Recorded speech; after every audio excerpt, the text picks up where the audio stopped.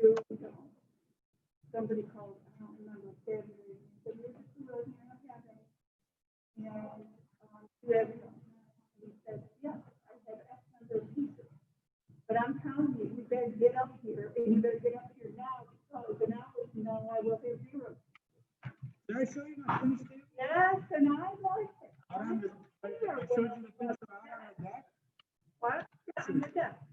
Yeah, so Michelle was over last week. That's unbelievable. I like it. She just thinks I need more. She's like, you know, it just can't love. She goes, I would be ready to get and get, like, maybe on hold some bathroom. Benches would be cool, and you can put those in different holes. Yeah. That's my next thing, like, you know, stuff. And that's the fun part of it.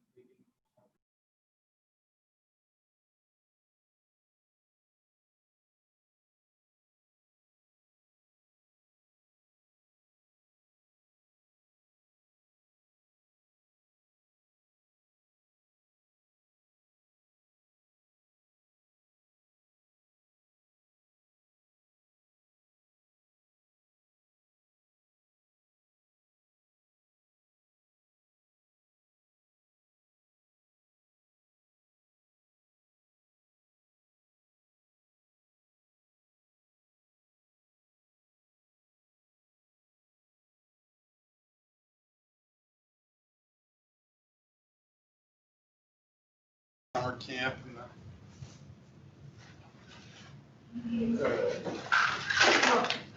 I'll go up front. Mrs. Turner? Yeah.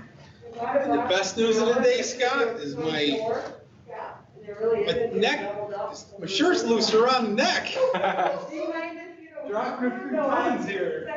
There you go. No, no, I no, gotta no. send an email. Thank you. Oh my God, we're for the next kind of a day.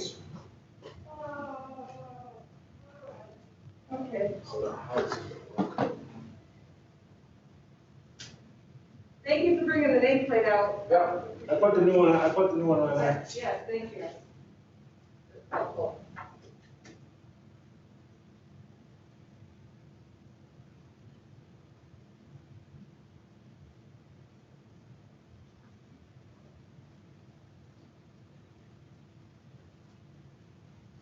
I don't know how this will work.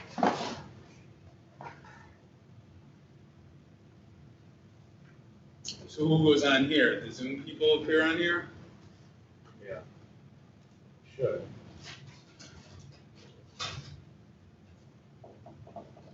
Well, and you got them up there too. But what should happen when I share my screen?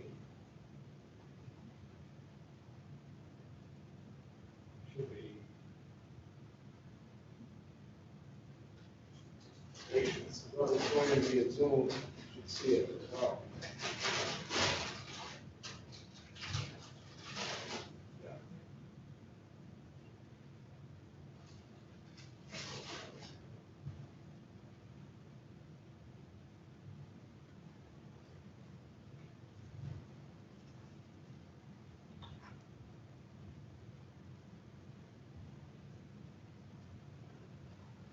And we'll see if we can pull it out.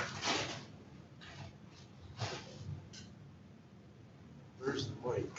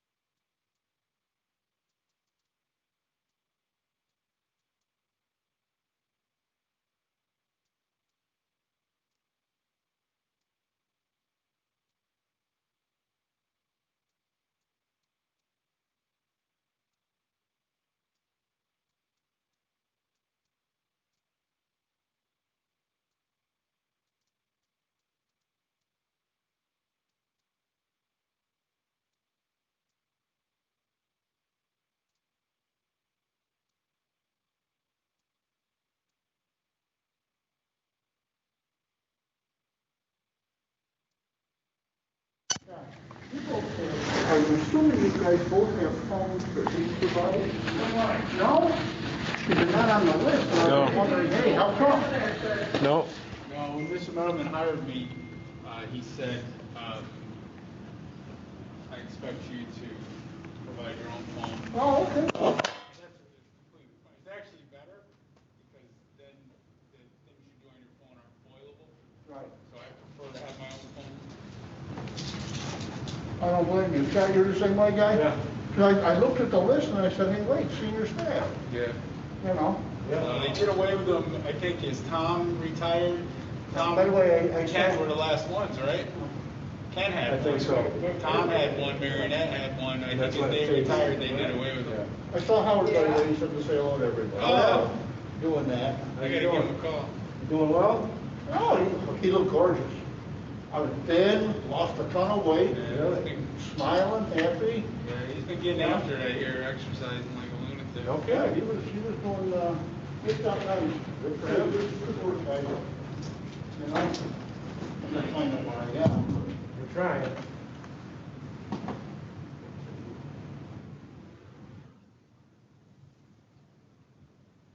There I is.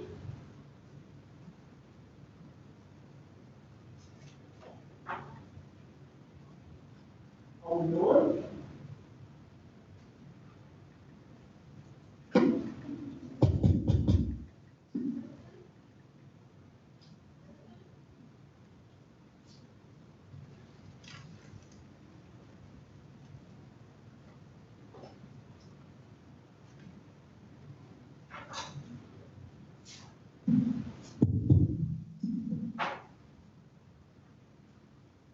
I'm gonna do this.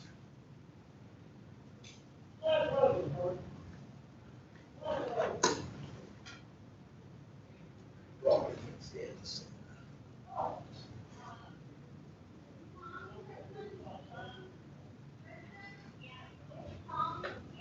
Hey, John, can you hear me? John, can you hear me? Can you hear me? What? What did you say? Can you hear me? Funny guy.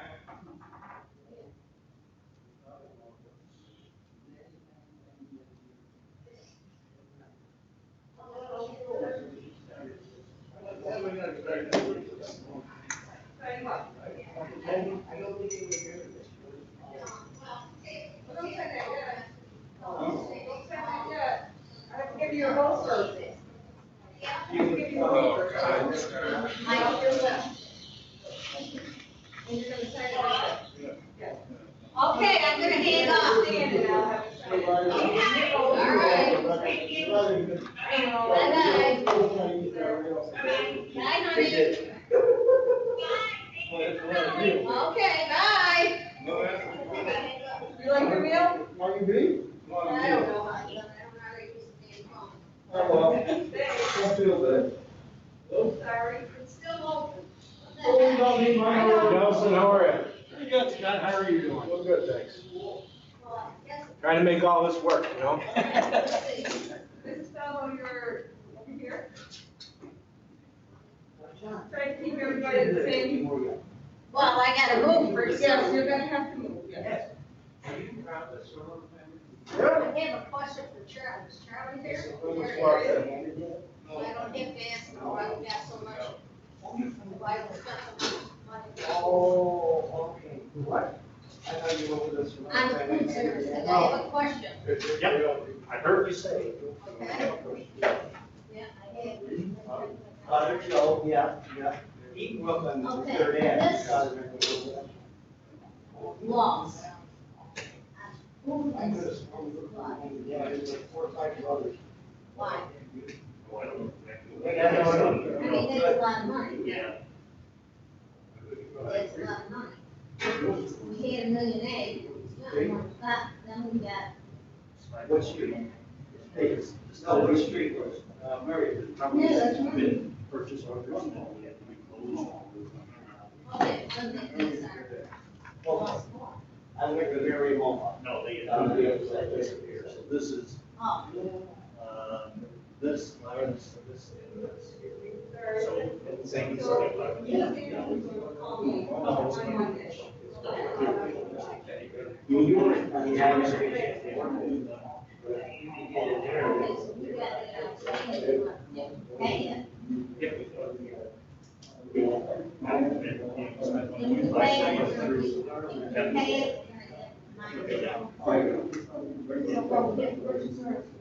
hear me, Lon?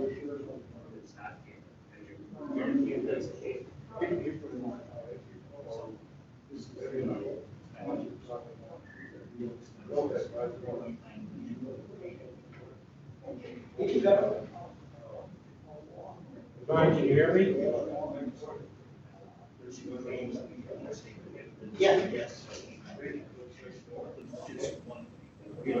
Can you hear me, Yvonne? I hear you. There we go.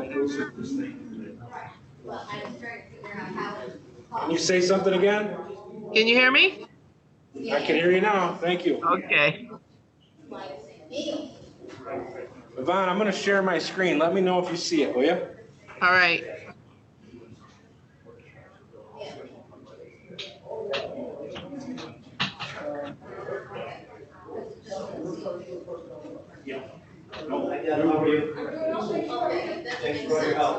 You see that? Yeah, is that the graduation? Yeah, it's a highlight reel. Yeah, Can you hear- I see it. Can you hear it? Can you hear it? I can't hear it, but I can see it. Okay, you'll be able to hear it through here once we start. Okay. Thank you.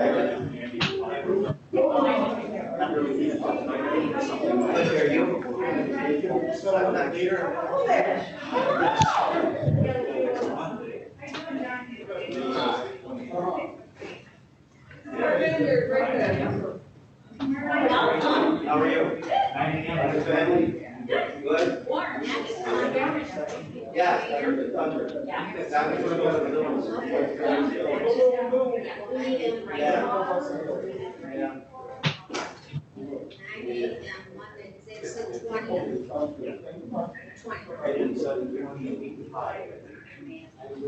Oh, on the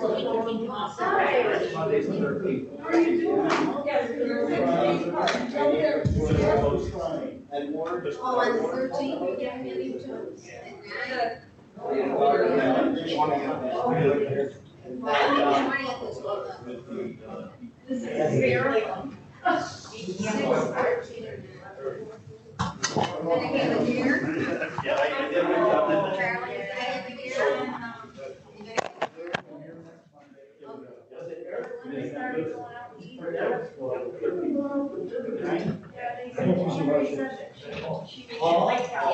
We got a brother. Yeah. I'm calling him. Where do you live? He was our neighbor. He was Russ, how you doing? good. What page changed? We left. As far as we left our. You talking about BOCES or Waterboard? Yeah, oh yeah, it's changed a while ago. Yeah, how come I can't get the intranet where all the documents are You kept? can't log into that anymore? There's no place to log in. Oh, you can't see it? Oh, I didn't even know that. Unless I'm blind. Let me see. Am I too close to you? No, it's fine.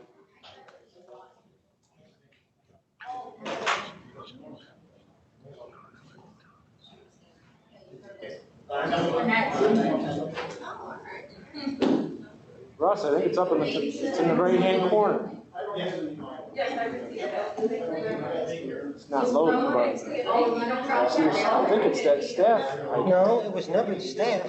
What was it, just log? I think it was log. Maybe here before the storm. Well, out our way, it was thundering really hard. Like a loss, it's gonna be so great on this charity. We already get it, he said, well, we're gonna extend it. We got a lot of rain. Yeah, Russ, you're right, I don't see it either. We need rain. I get that fixed immediately. Thank you. Because that's where all the documents should be kept, so I can go back and look and. Yeah, I don't know. I can try it on the outside. I'll take care of it now. I know what to talk about. Order the turtle was already in. Hey, Russ, how are you? Yellow. Oh, you're home? I'm home for a week. And you go back? In charge of those? I didn't think you'd be here. It just works out. Well, not long ago, I used it. So you fly back and forth to drive? I can tell you 4 hours.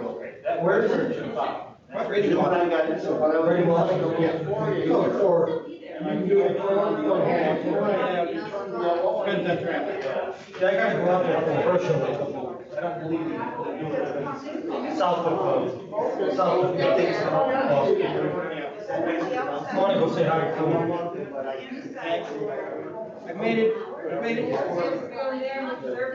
Worry about it.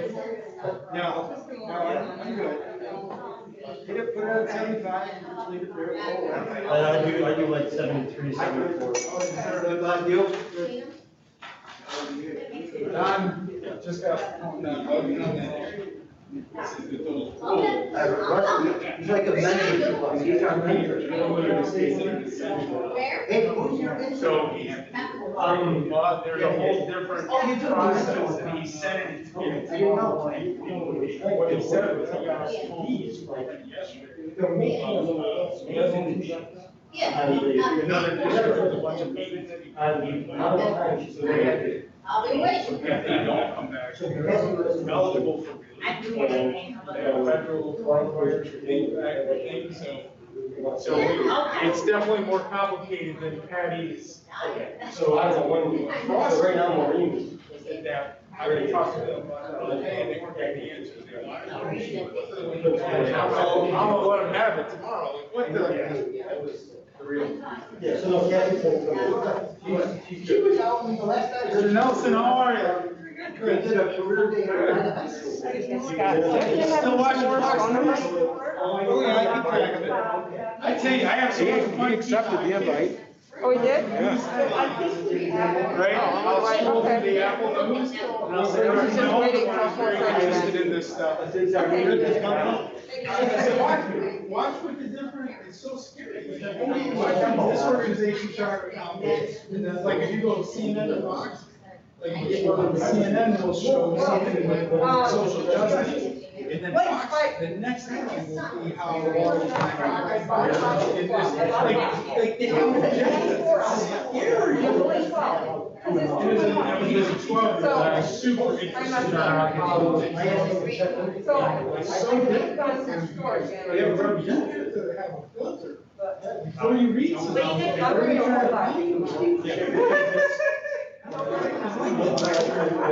Maybe I just didn't notice. It's always been like that.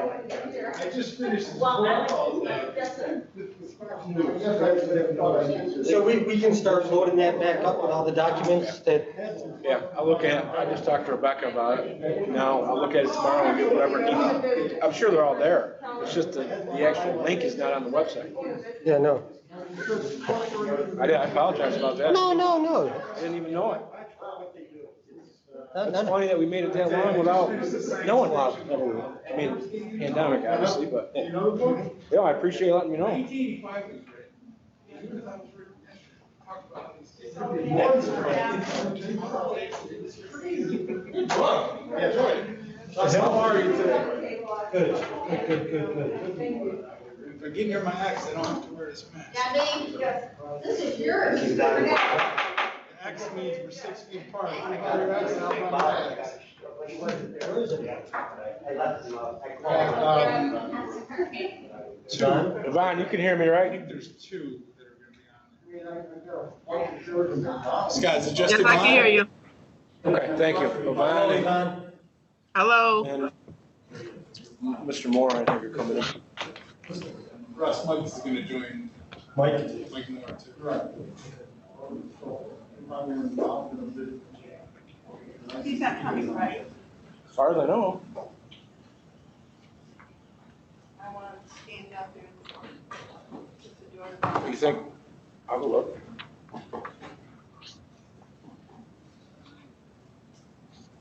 We get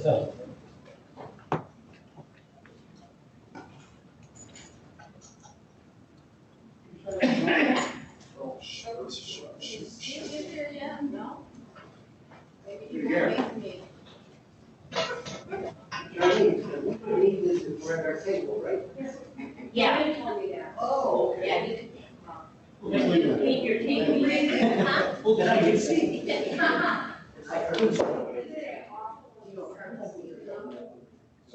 So Russ, you know, what's this heat wave do? Those kind of. They brought it home down. So it's just like you, they just have to aggregate it more? Yeah. I mean, they'll give them salt tablets in the brain and stuff, but, Rorschach's, I've lost all my contracts, but 46 months. Speaking of salt tablets, one of my best friends was in the high peaks with his son, and coming halfway down the hill, cramped up with his tenure. He made it to the bottom, and then his wife had to drive to Rome to pick him up and drive home because he didn't have his electric. Not a place I want to be dehydrated. We were hiking down, to the Grand Canyon. And we got 3/4 of the way down. And there was a German man with his son who had to be 11, 12 years old. out there. He was losing it. Oh. So, and I mean, there are no ranges, there's no, I mean, you don't do it right. I mean, I mean, we watered him down as much water as we could.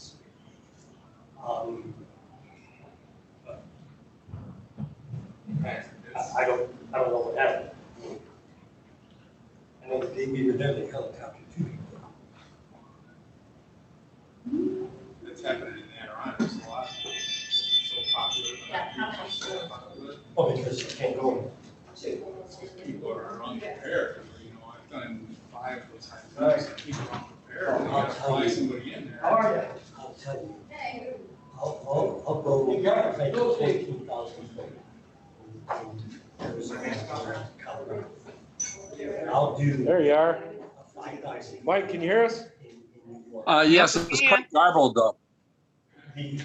Perfect. We had it right. Those are some. 4,000 change.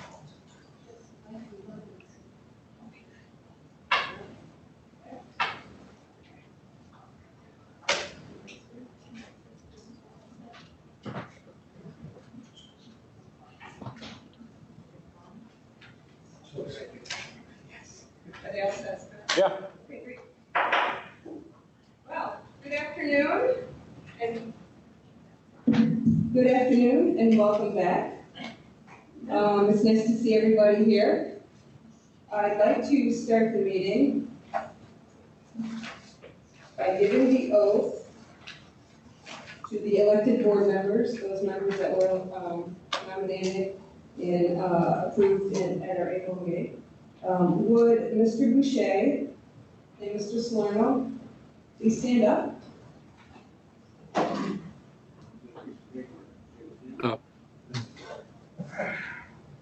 It's very difficult to hear. Shake hands and repeat after me.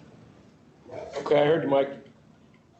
I do solemnly swear I do solemnly swear that I will support the Constitution that I will support the Constitution of the United States of the United States, and the Constitution of the State of New York, the Constitution, and that I will faithfully discharge and I will faithfully discharge the duties of the office of Cooperative Board Member the duties of the office of Cooperative Board Member according to the best of my ability. according to the best of my ability. Thank you. And if you would please sign your cards where it says office holder signature, and you can just leave them there and I'll pick them up later. Thank you and congratulations.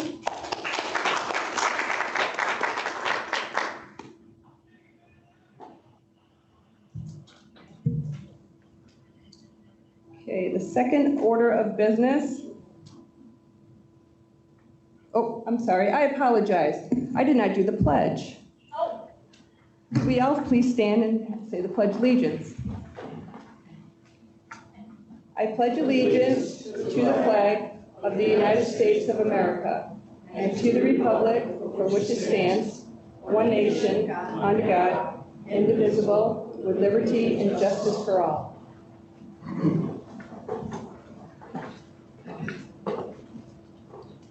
Before we move on to the election of the president of the board, I would like to welcome Mr. Anthony Nictera from Sequoia.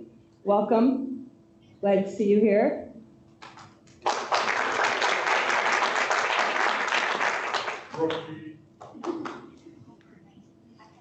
And now I'll go on to the election of the president. At this time, I would like to ask Mr. Moore, Chair of the Board Officers Nominating Committee, to present the slate for President of the Cooperative Board. Mr. Moore? Yes. The slate consists of Mr. Steve Butcher. Do you want me to also give the vice president this time? No, just the president. So that was, did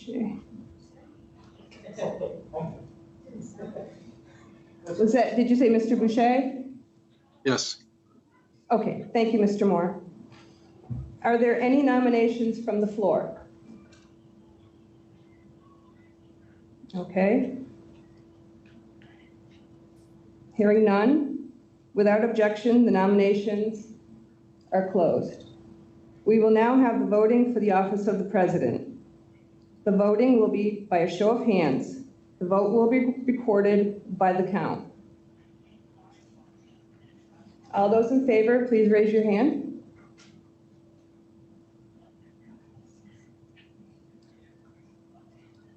I can't see Mrs. Urban. Her hand's up. Okay. Okay. It's 12. Those opposed?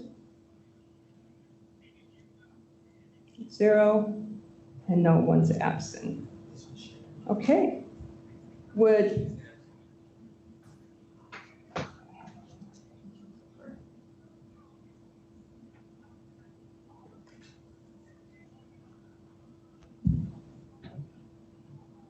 So at this time, Mr. Boucher has been nominated as Cooperative Board President.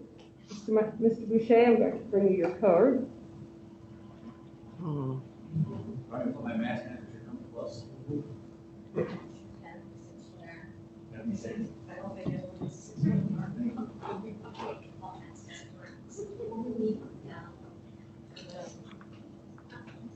At this time, I will give Mr. Boucher the oath of office for Cooperative Board President. Mr. Boucher, please stand. Yes. Please raise your right hand and repeat after me. I do solemnly swear I do solemnly swear that I will support the Constitution of the United States that I will support the Constitution of the United States and the Constitution of the State of New York, and the Constitution of the State of New York, and that I will faithfully discharge the duties of the office of Cooperative Board President the duties of the office of Cooperative Board President according to the best of my ability. according to the best of my ability. Thank you. Congratulations. If you could please sign your card.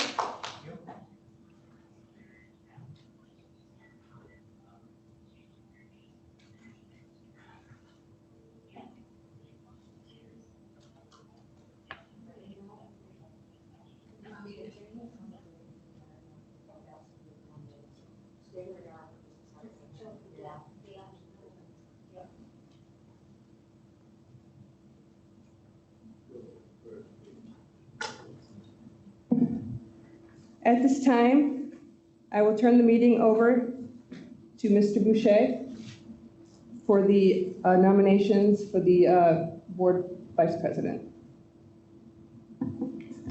Thank you, Deb.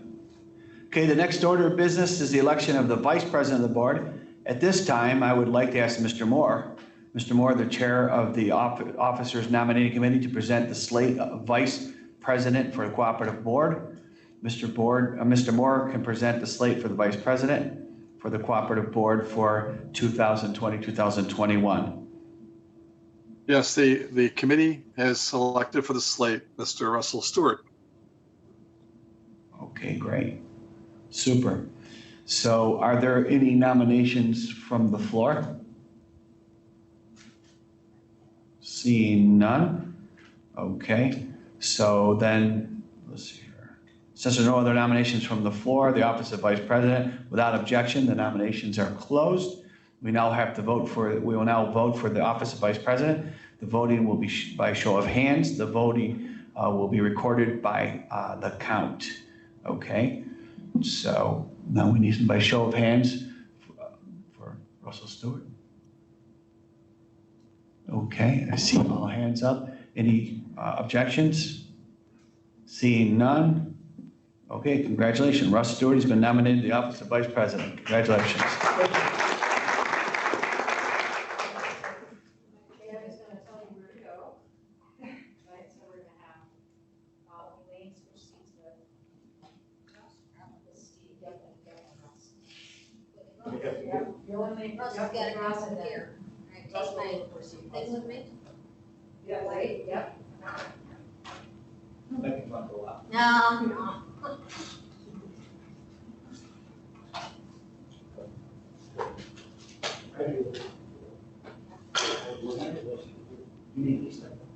All right, yeah, There's 9, thank you.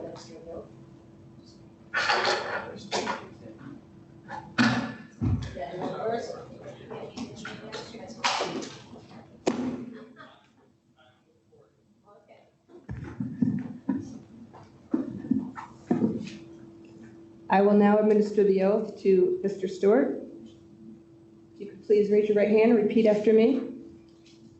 I do solemnly swear I do solemnly swear that I will support the Constitution of the United States that I will support the Constitution of the United States and the Constitution of the State of New York, and the Constitution of the State of New York, and that I will faithfully discharge and I will faithfully discharge the duties of the Office of Cooperative Board Vice President the duties of the Cooperative Board Vice Presidency according to the best of my ability. according to the best of my ability.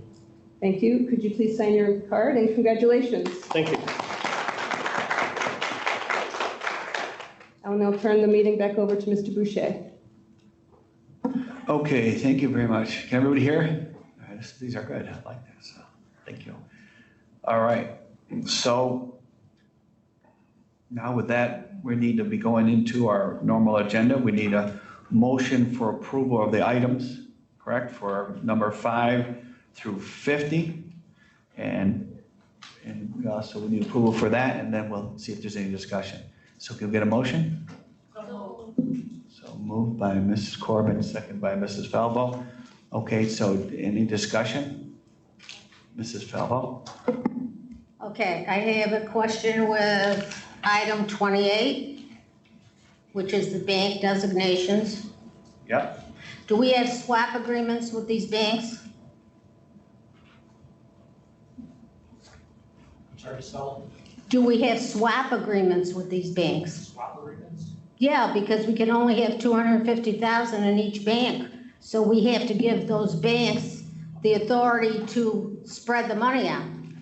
Yes, we do have collateral agreements for, the FDIC insures up to the 250,000. And then they can move it as their discretion, but they're still responsible for it. It's still, yes, any monies over 250,000 is backed by Okay. security. All right, and they can send it wherever they want.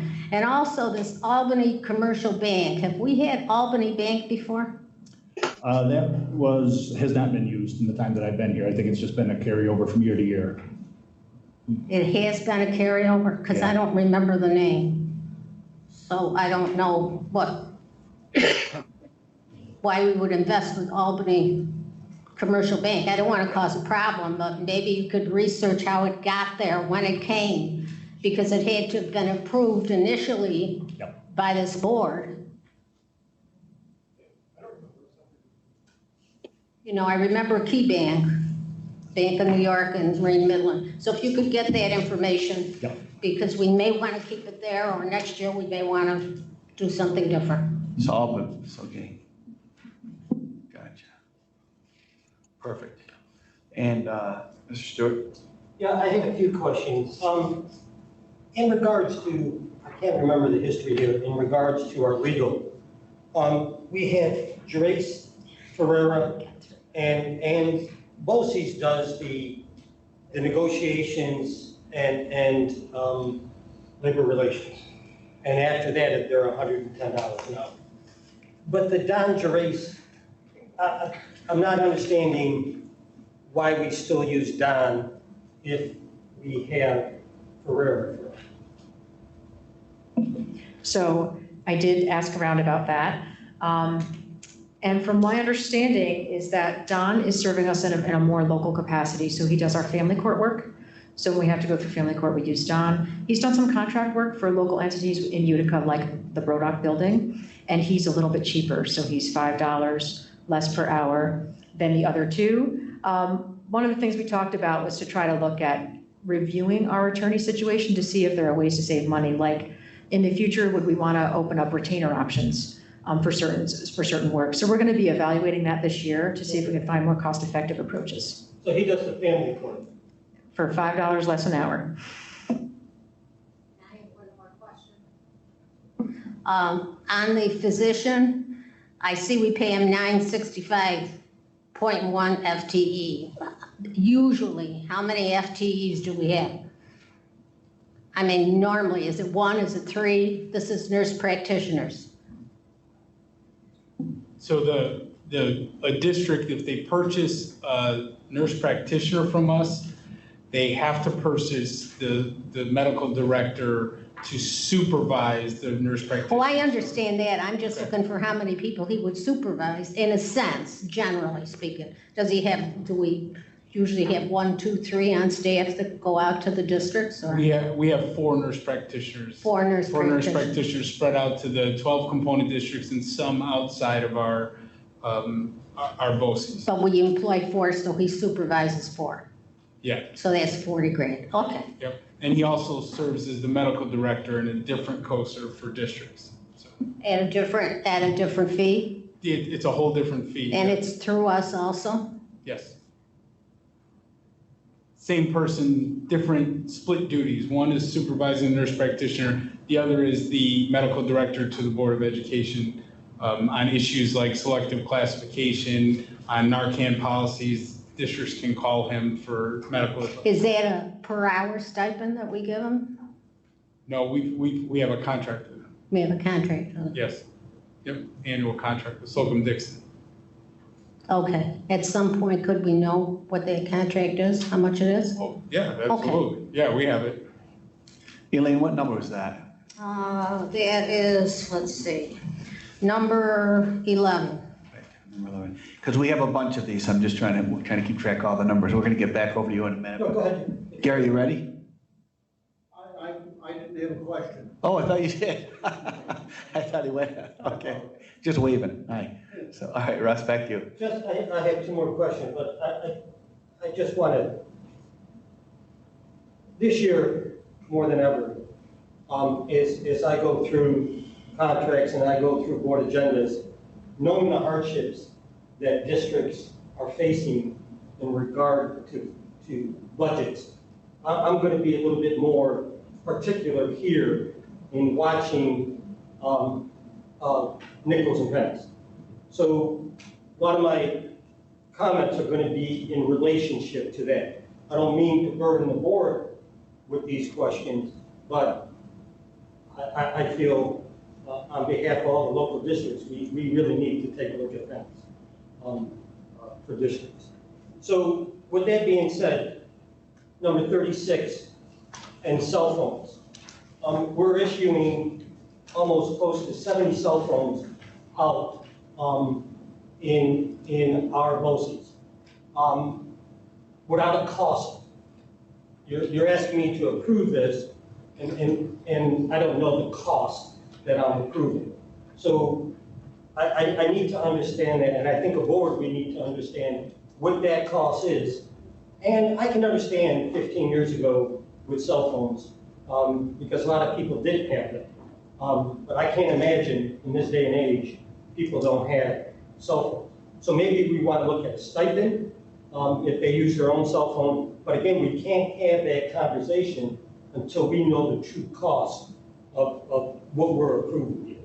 So that's something that I want to see those numbers. Did you want to? Mr. Boucher. Board will, and the only other question I have in regards to the first 50 is, and maybe somebody on the audit committee can tell me, when's the last time we went out to bid? We did, last year. Last year. Yes, we did. Okay. And we gave them a contract for how many years? I think it's 3 years. I believe it's 3 years, but they didn't raise their fee. Okay, so if they raise their fee, we can, Well, yeah, we made a contract for 3 years. If they want to raise their fee, they're breaking the contract. okay, Yeah. okay. Yeah, what happened a year ago is they had a 3-year contract with us, and in the proposal, it was to extend it for 2 years at no added cost. Okay. And so, actually, this is year 5 right now, so next January or thereabouts with the audit committee, we will do another proposal. This will be, So we're in a 5-year contract right this now? is the end of the 5th year. Yeah. Okay, so we're gonna go out to bid this year? Yeah, Yeah, for 20, yes, for this 2021 year, yeah. that's their account, remember. Okay, thank you. So I did have an opportunity to ask Mr. Morris about the cell phones, specifically the cost and why we have so many of them and what are the purposes they're used for. So we have an opportunity to give the board some background on that. Yeah, thank you. So cost-wise, they're $65 a month. Okay, For each one? for each one. Yeah. So there's a line fee and there's a service fee, right? The line fee, I believe, is $49, and then the service fee for us to, my division to pay the bills is roughly $20 per phone, okay? Where this started, I think was, I don't know how long ago, we've been providing phones to our itinerant staff, right? So all the technical staff that are out in schools, Mike Shoup, for example, right? These are, Right, I saw his name. a large percentage are those people. And with Charlie's group, with our staff that are traveling in and out About of. Harris, yes, Yeah. yeah. I get So, it. you know, the approach that I've always taken is that if we need to get a hold of somebody during the day, we needed to provide that tool, right? Hence why we're providing these cell phones to those staff members. I understand your issue. I certainly do, and it's something we can look at collectively. So it's $65 A month per phone. a month So per phone? You're paying $4,500 a month, so about 50 something a year, 60 something a year? Yep, 54. Yep. In cell phones. So, Yeah, we need to take a look at this project, but that's just my opinion. so one of the things that has come up recently, and it will be interesting to see in this continued conversation where we'll factor this in, has been remote work and employees' use of personal devices for at-work reasons, and some units potentially seeking compensation. So while they've been at home, like teaching from home, the cost of using their wireless data, the cost of using their technology in order to provide services to children when they're not here on campus. So I think looking at it is a good thing to do. I think that when we do so, we're going to have to take all these pieces into consideration regarding the type of work they're doing on those devices, how much they're using them for work purposes, and what that would mean to an increase on their own personal data charges. So if, for example, if we have itinerant technology providers and this is their main mode of communication, email, or even using software to do the technology fixes, if we ask them to roll them onto their own data plans on their own personal cell phones, it may become cost prohibitive to those employees to do so. And if this is the main means of work for those itinerants, we'll have to evaluate that. But I think it's a good time to look at how we're currently using the cell phones, to what extent they're being used, how much data they're using, and there might even be tiers of employees, some that, would not cell phone qualify, other ones that you might want to invest in a cell phone for them. So I think that we can certainly ask the IT department to take up that charge and review those for us. Thanks. I have a Okay, question. Dr. Porcelli?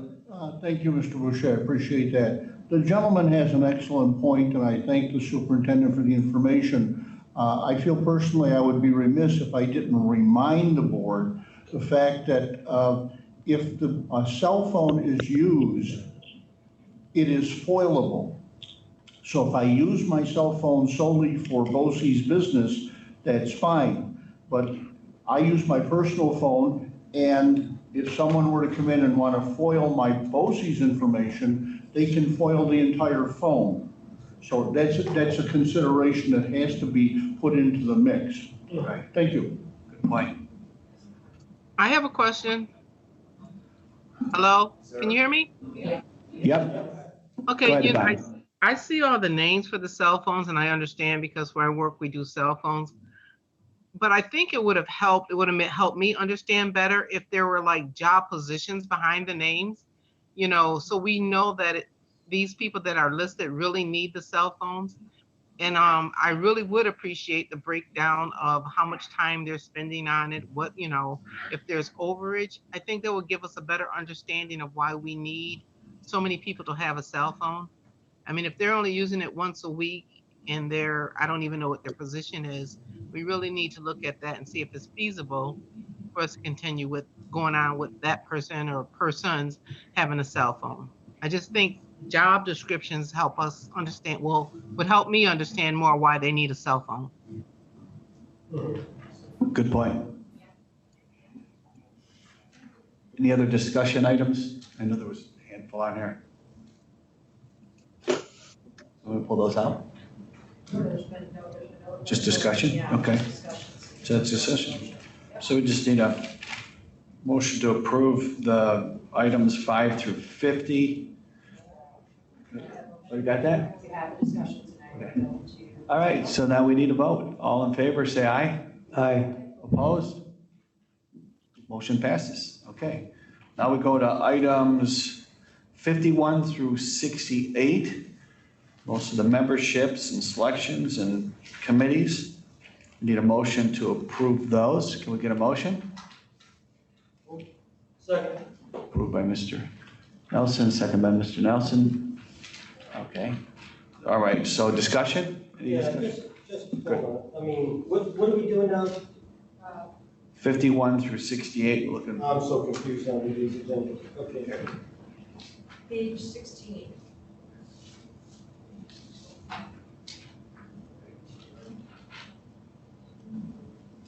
Yes, I'm sorry. Mr. Boucher? Yes, sir. Are we approving the committees or are we populating the committees as well?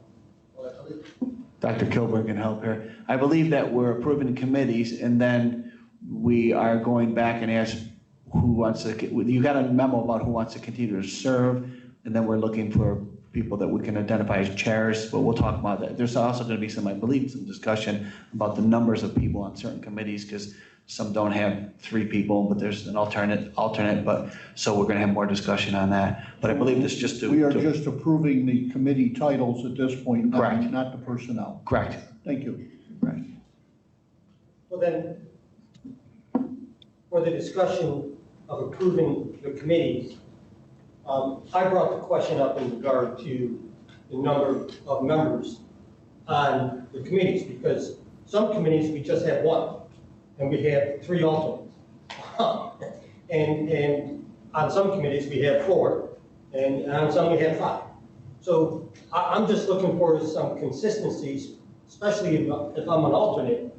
I never know if other person who's appointed is even going, or they may be out. So I can't see why we can't have 3 people on all the committees, 4 at the most, and then everybody's invited to those meetings. I think the more ears of the board members at the committees is better. That's just, I brought that question up. Just a point of order. Each of these is a separate motion. 51 is conflict of interest, and then 52 to 55 are memberships and organizations. We didn't cover those, so now So we could separate them out. I was talking to Dr. Kilburn earlier, we thought we'd clump them together, but we could pull them back out like they're written if you like. well, I don't, if you're gonna talk about each committee and who's gonna be on it. It's just the way it's written here, that's all. It's not. No, but I don't think, Dr. Kilburn, we're not discussing exactly each member of each committee tonight, right? Well, we got memberships first to do. Right. Right. We're talking about the membership Right. right now. We are. Right. Oh, I thought we were talking about committees. Right, no. Okay, so I'm going to ask them for So I'll pull these apart then. we're missing a piece of paper for the meeting, which is really no problem. We can work our way through it. But I was just speaking with Deb about that, making sure that we have that in order for the board. So if you could walk me through where you were. We have conversation time set aside in the regular meeting portion of the agenda for the discussion of committee chairpersons and points of contact. So you could certainly move for your committees in these series of motions and then go into the discussion to talk about the chairpersons and any changes to committee membership there, if you choose. So you want to do each motion discussion and then? Well, again, as the board president, you can choose to do that. You would put forward the motion of items 51 through 68. And there was a motion on the floor for that, and then this was the general discussion. Right. So if there's anything within here that people want to pull, you can pull out any particular motion that's within the discussion. You can vote on the rest, and then we can go back to discussion of those items. That might be the better way to go if there are particular items within 51 through 68 that anybody want to pull, and vote on the remainder, and then we can go back to those. Mr. Boucher, once again, I'll ask the same question. Ladies and gentlemen, if you would please speak into your mic. I'm hearing impaired and I'm having a hard time. But again, I want to be sure if we are creating or approving committee by title, fine. If we are populating them as well, then I would have some objection. And may I tag along on this to speak to Mr. Stewart's recommendation? My understanding is that this is a voluntary organization, and if people wish to volunteer services in a certain area, I would believe they certainly should be. I think the only stricture on committee assignments, I agree with the gentleman in terms of if there's an alternate, please, if you're not going to attend, please call the alternate. But in regards to the people who serve on a committee, my understanding is the only stricture is you can't have a quorum serving on a committee. In the case of negotiations, for example, I believe there are 5 or 6, Mrs. Falvo can correct me, we're under the limit. If people wish to serve and we have a large number, we have a large number. I wouldn't be concerned about saying we already have 2 people on that committee, you can't serve. Thank you. I'm confused also, because the motion is, motion for approval of item 56, selection of delegates to BOCES Consortium of Continuing Education. To me, the motion is the selection of the delegates. It is not that we're going to have that, the way it's written. It's difficult. So here's an option. What you could do is, again, you could table, you could say, take to the existing motion, which is 51 through 68, and you can say, I'd like to pull items 56 through 68.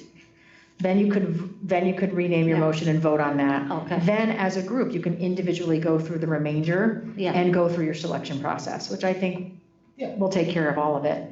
But you have to modify your motions. You have to amend the motion. Correct. Right. So did I move it?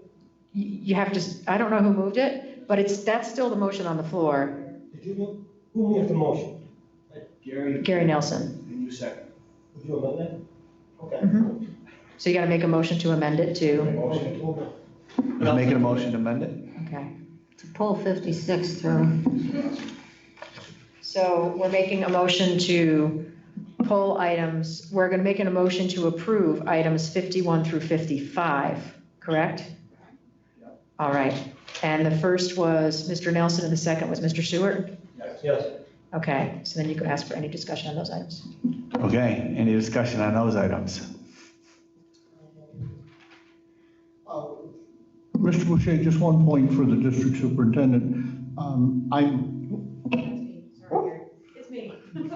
I'm under the understanding that many of our cooperative boards may have discontinued their membership in NYSBA to save money. And I was wondering if somehow or other in the back of her mind, the superintendent could kind of keep those groups, whoever they are, apprised as to big events that are happening in NYSBA. I know they can't attend the conference, but I know one board member in New York Mills has contacted me regarding things in the onboard magazine, and I share that with that board member. So just to make the point, thank you. And I'm happy to do that. I'll use the superintendent's cabinet for that.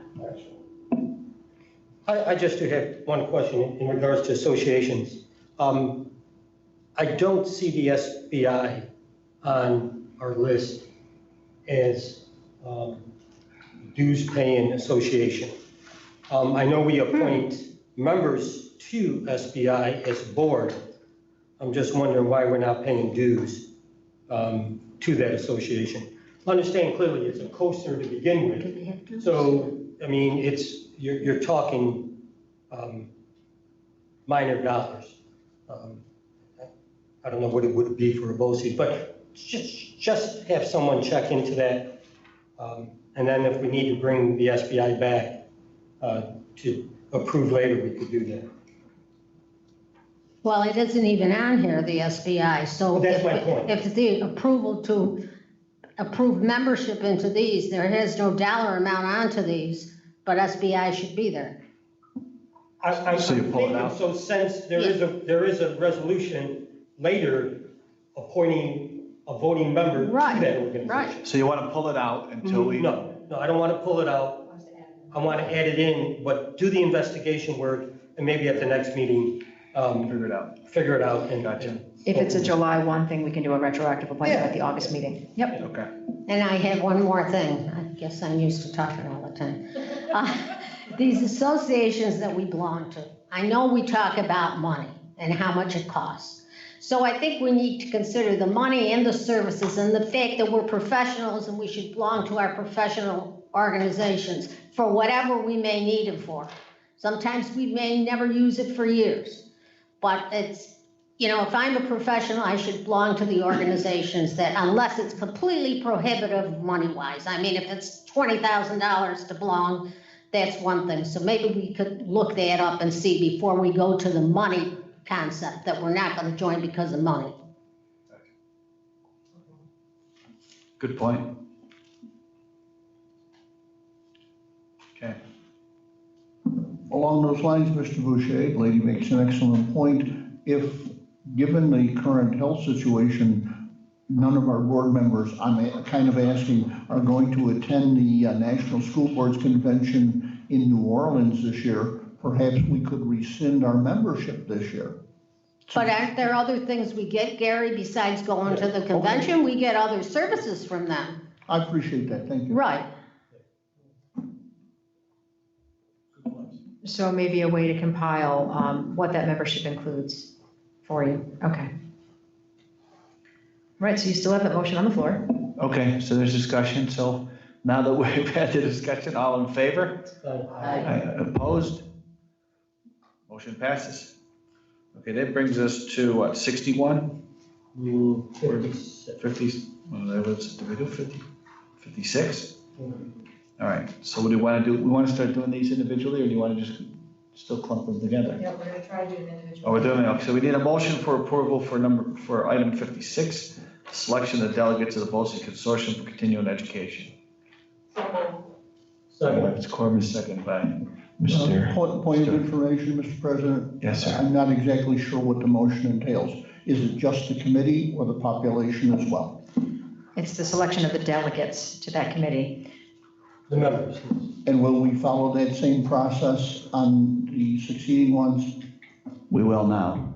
So in other words, there will not be a request for those who would like to be members of that committee? It will just be the people listed here?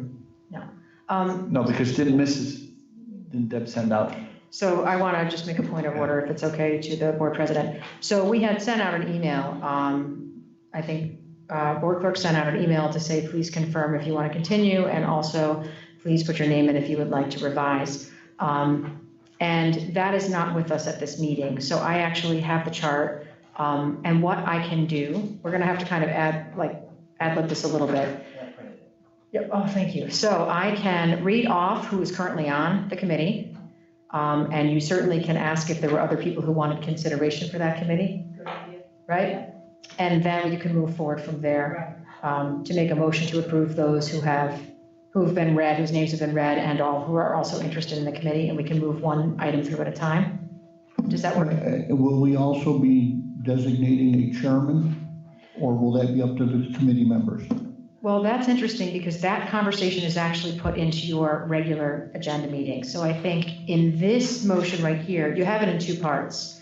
So in this section of the agenda, you have the selection of the members, but if you go into the regular portion of your regular meeting, it is it is the first item number 5, committee chairperson, point of contact. So I think if we can get people on first, then we can talk about the next step. Okay, so with your permission, Mr. Boucher, I'll read off the names. Sounds great. Wonderful. So on the BOCES Consortium of Continuing Education currently are Mr. Nelson and Mr. Salerno. Alternate is Mr. Stewart.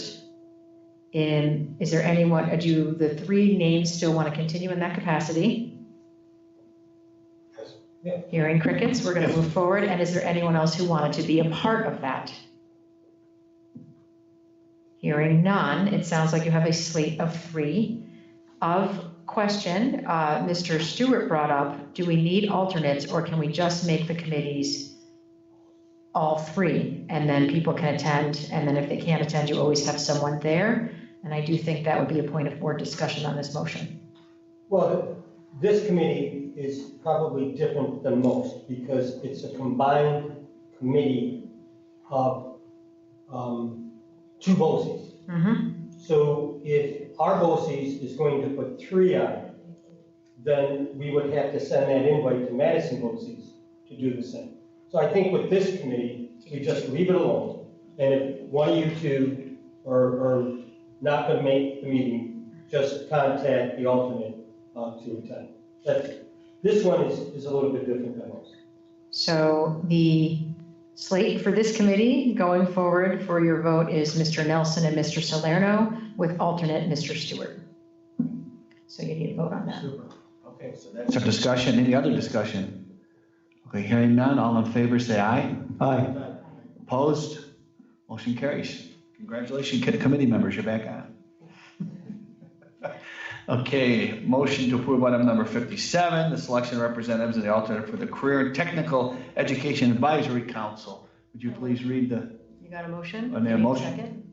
So moved. Now discussion. Second by Mr. Nelson. Now we'll have a discussion. You'll read off who's on it. Sure. So on the Career and Technical Education Advisory Committee is the fabulous Mrs. Corbin as the representative, and alternates Dr. Porcelli, Mr. Salerno, and Mr. Stewart. Hearing those names, was there anyone who was thinking about coming off that committee? Crickets. And was there anyone who wanted to consider coming onto that committee? I would be willing. Excuse me, I would be willing, Dr. Kilburn. Dr. Kilburn? Yes. If I may continue serving as an alternate, fine. If not, I would ask to be removed. Okay. All right, so Doreen would like to remain on. So right now, if I'm hearing it right, Mrs. Corbin would like to remain on. Mr. Nicotero is interested in joining. Dr. Porcelli is an alternate but would consider recusing himself. Mr. Salerno is an alternate, and Mr. Stewart is an alternate on that committee. This is also a representative committee, so I think that it is one board member that sits on this committee, correct? Okay. Mr. Nelson? This has always been the flaw in the way we select this, is the newest board member on is odd man out in this. He's never been brought into the process until this moment. So it does put you at a disadvantage. So we'd like you to encourage to speak up. Thank you. It's definitely an education.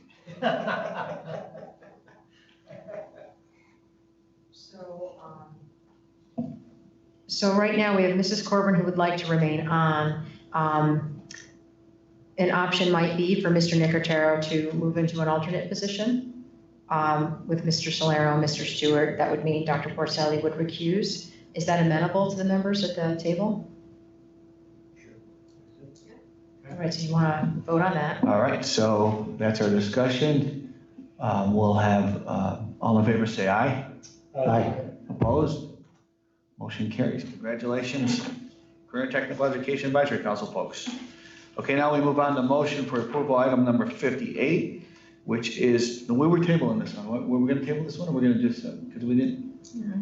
We're gonna keep this one? Because Yeah, you no, wanted to you're make sure you keeping it, paid dues, or no, we're gonna double back. Okay, so then we'll keep going. Selection for the representatives, alternative, the Oneida, Madison, Herkimer, BOCES school boards, OMH, SBI committee. There, tongue tied. Okay? It's a tough one, so you need a Tough one, motion. it's tough to say quickly. Good thing I haven't been drinking. So, we need a motion for that advisory group. Moved by Mr. Porcelli, second by Mrs. Hartman. Okay, so now, you want to read the slate?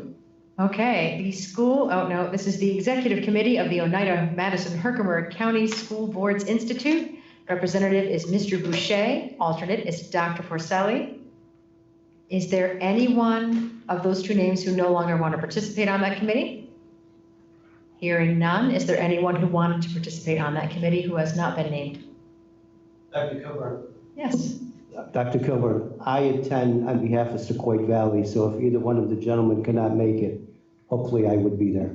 Oh, that's wonderful. So, during inclement weather or busy schedule, I could represent Sequoia Valley and OHM.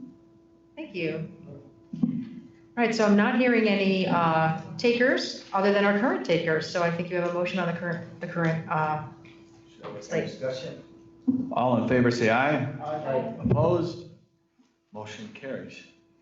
We move on to motion for the approval of item number 59, select the voting delegate and alternative to New York State School Boards Association, NISBA Convention. You usually know who this is, but we'll have you want to go ahead, we need a motion. Moved by Mrs. Falvo and second by Mr. Nelson. And then, okay, so. Okay, so we're moving into the School and Business Alliance Development Advisory Committee. We have Mrs. Falvo as the representative, with alternates being Mr. Griffin. Dr. Wait, Kilgore, no, we have to go back. go back. Voting Oh, delegates, sorry, I went to the wrong 59 one. voting delegates. Usually Mr. Moore, isn't it?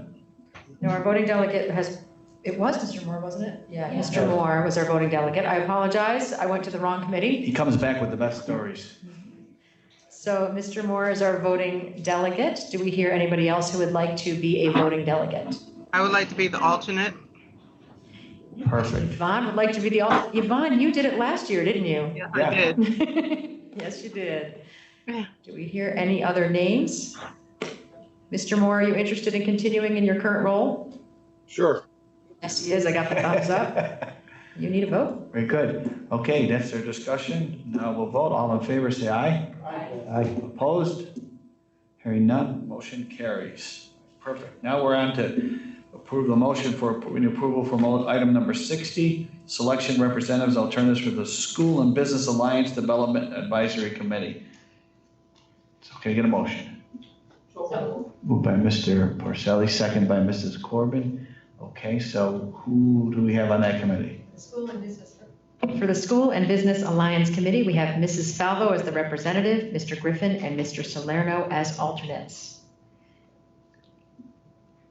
Do any of the people listed no longer want to participate on those committees? On that committee? Hearing none, was there anybody who wanted to join? I would be an alternate. Mr. Boucher would also like to be an alternate. I don't know that we have a limit to alternates, so it sounds like we can carry them. So that would be But if you Mrs. need one. Yep, Mrs. Falvo as the representative with Mr. Griffin, Mr. Salerno, and Mr. Boucher as alternates to Saba. Oh, I apologize. Mr. Griffin is no longer with us. And not in the way that sounds, just no longer on this board. I want to be very clear about that. So we have Mr. Salerno and Mr. Boucher as alternates. Okay, that's our discussion. I will go for a vote. All in favor, say aye. Opposed? Hearing none, motion carries. We're going to move on to motion for approval, item number 61, selection of the representatives alternative for Alternative Education Advisory Committee. Can we get a motion? So Moved by Mr. Stewart. Second. Second by Mr. Nicotera. And then, okay, who's on that committee? On that committee is Mr. Boucher as the representative, with the alternates being Mr. Moore, Mr. Nelson, and Mr. Stewart. Is there anyone who no longer wants to participate on that committee? And who might be interested in coming on board as an alternate or committee member? I would move off so someone else could serve, if that's So okay. Mr. Boucher is happy to move himself off that committee, which leaves an opening for representative on the alternate education advisory committee. Is there any interest? I would do it. Mrs. Falvo is interested. Anyone else serving? All right, so we have Mrs. Falvo as the representative. We have Mr. Moore, Mr. Nelson, and Mr. Stewart as alternates. All right. Great. Okay, so that's our discussion. Go on to a vote. All in favor, say aye. Aye. Opposed? Hearing none, motion carries. We move on for a motion for approval for item number 62, selection and representatives and alternative for the audit committee, a very popular committee here. So, can I get a motion? Moved by Mrs. Corbin and second by Dr. Porcelli. Okay, so who's on that? So on the audit committee currently in the representative roles, we have Mrs. Falvo, Mrs. Hartman, Mr. Nelson, and Dr. Porcelli. In the alternate role, we have Mrs. Irvin. Hearing those names, would anybody like to come off the committee? Hearing none, would anybody like to hop on the committee? Very exciting committee. Good No one. takers. It's a good one. No You're takers. missing out. So your vote would remain on the committee as it is. I Okay. just want to say that I think this year that committee is going to offer some workshops Yes. for budget. Mm-hmm, correct. So all of you may be alternates. I mean, just not officially, but I think we need to do some budget workshops. Well, it'd be great if you, yeah, for some trainings, that'd be fantastic. Yeah. Super. Mr. Nicotero has. Just a question, Mr. Boucher, are these monthly meetings, these committee meetings, No. quarterly? Each one, it varies. Yeah. And are the same nights of our meeting here, prior to our meeting? No, so the committee structures are different. For example, policy is like, I want to say it's like every third Thursday or something of the month. Other committees are as needed, so the audit committee doesn't necessarily have a regular standing appointment, but comes in like twice a year depending. So it will depend on the committee. And so when it's offered and the night of the week, all of that is sent out in a lovely column here for you with dates. Are any of them during the day, during school hours? The advisory council. Yeah, the representation to existing committees, for example, like the career and technical education, the alternate ed, SABA, those are daytime. Because they're not committees of board members in general, board members are representative on that committee. And then just a follow-up, so if that committee is meeting and the staff of BOCES, are they coming back at night for those meetings, or just meetings of? Typically, the meetings that are held in the evening are the meetings of the board members themselves. But different staff members might be invited in. So for example, on policy, if we're going over financial policies, it would be the board committee members with the fabulous Mr. Cowan over there to join us. But if we were doing instructional policies, it might be the amazing Mr. Hill to join us. So it would depend on what the topic being discussed was. Thank you. You're welcome. Okay, that's our discussion. All in favor of those committee selections, say aye. Aye. Opposed? Okay, motion carries, 62. Now we move on to motion for approval for item number 63. It's the selection of representatives of the and the alternate on the Wellness Committee. Can we get a motion? Moved by Mr. Purcell and second, moved by Mrs. Corbin, second by Mr. Purcell, Dr. Porcelli. And so who serves on that Wellness Committee? Serving on the Wellness Committee are Mr. Nelson and Mr. Stewart, with alternates being Mrs. Urban and Mrs. Hartman. Was there anyone whose names were just called that would like to step off those committees? That committee? And is there anybody who would be interested in coming on to that committee? Okay, so you have the current slate. Hearing none, that's the discussion. All in favor, say aye. Opposed? Hearing no opposition, motion carries. Motion for approval for item number 64 is a selection of representatives and alternates for the Capital Project Committee. Can I get a motion? Moved by Mr. Stewart and second by Mrs. Falbo. And who serves on the Capital Project Committee? Currently serving on that committee are Mrs. Corbin, Mrs. Falvo, Mr. Moore, Mr. Salerno, and Mr. Stewart with no alternates. Okay. Was there anyone whose name was just called that would like to step back from the Capital Project Committee? Anyone? Hearing none, is there anybody who'd like to hop on to the Capital Project Committee? I'd like to be an alternate. Mr. Boucher would like to be an alternate on the Capital Project Committee. I can step off. Yeah, this is Mike. I think that's on my list of ones I wanted to get off. Okay, so Mr. Moore would recuse himself from the Capital Project Committee. And should Mr. Boucher be interested in seating that committee versus being an alternate, Mrs. Corbin would like to step back. Okay, wonderful. So Doreen, you'll just come off the committee completely? All right. So the revised. Those meetings usually meet prior to our board meeting. Right.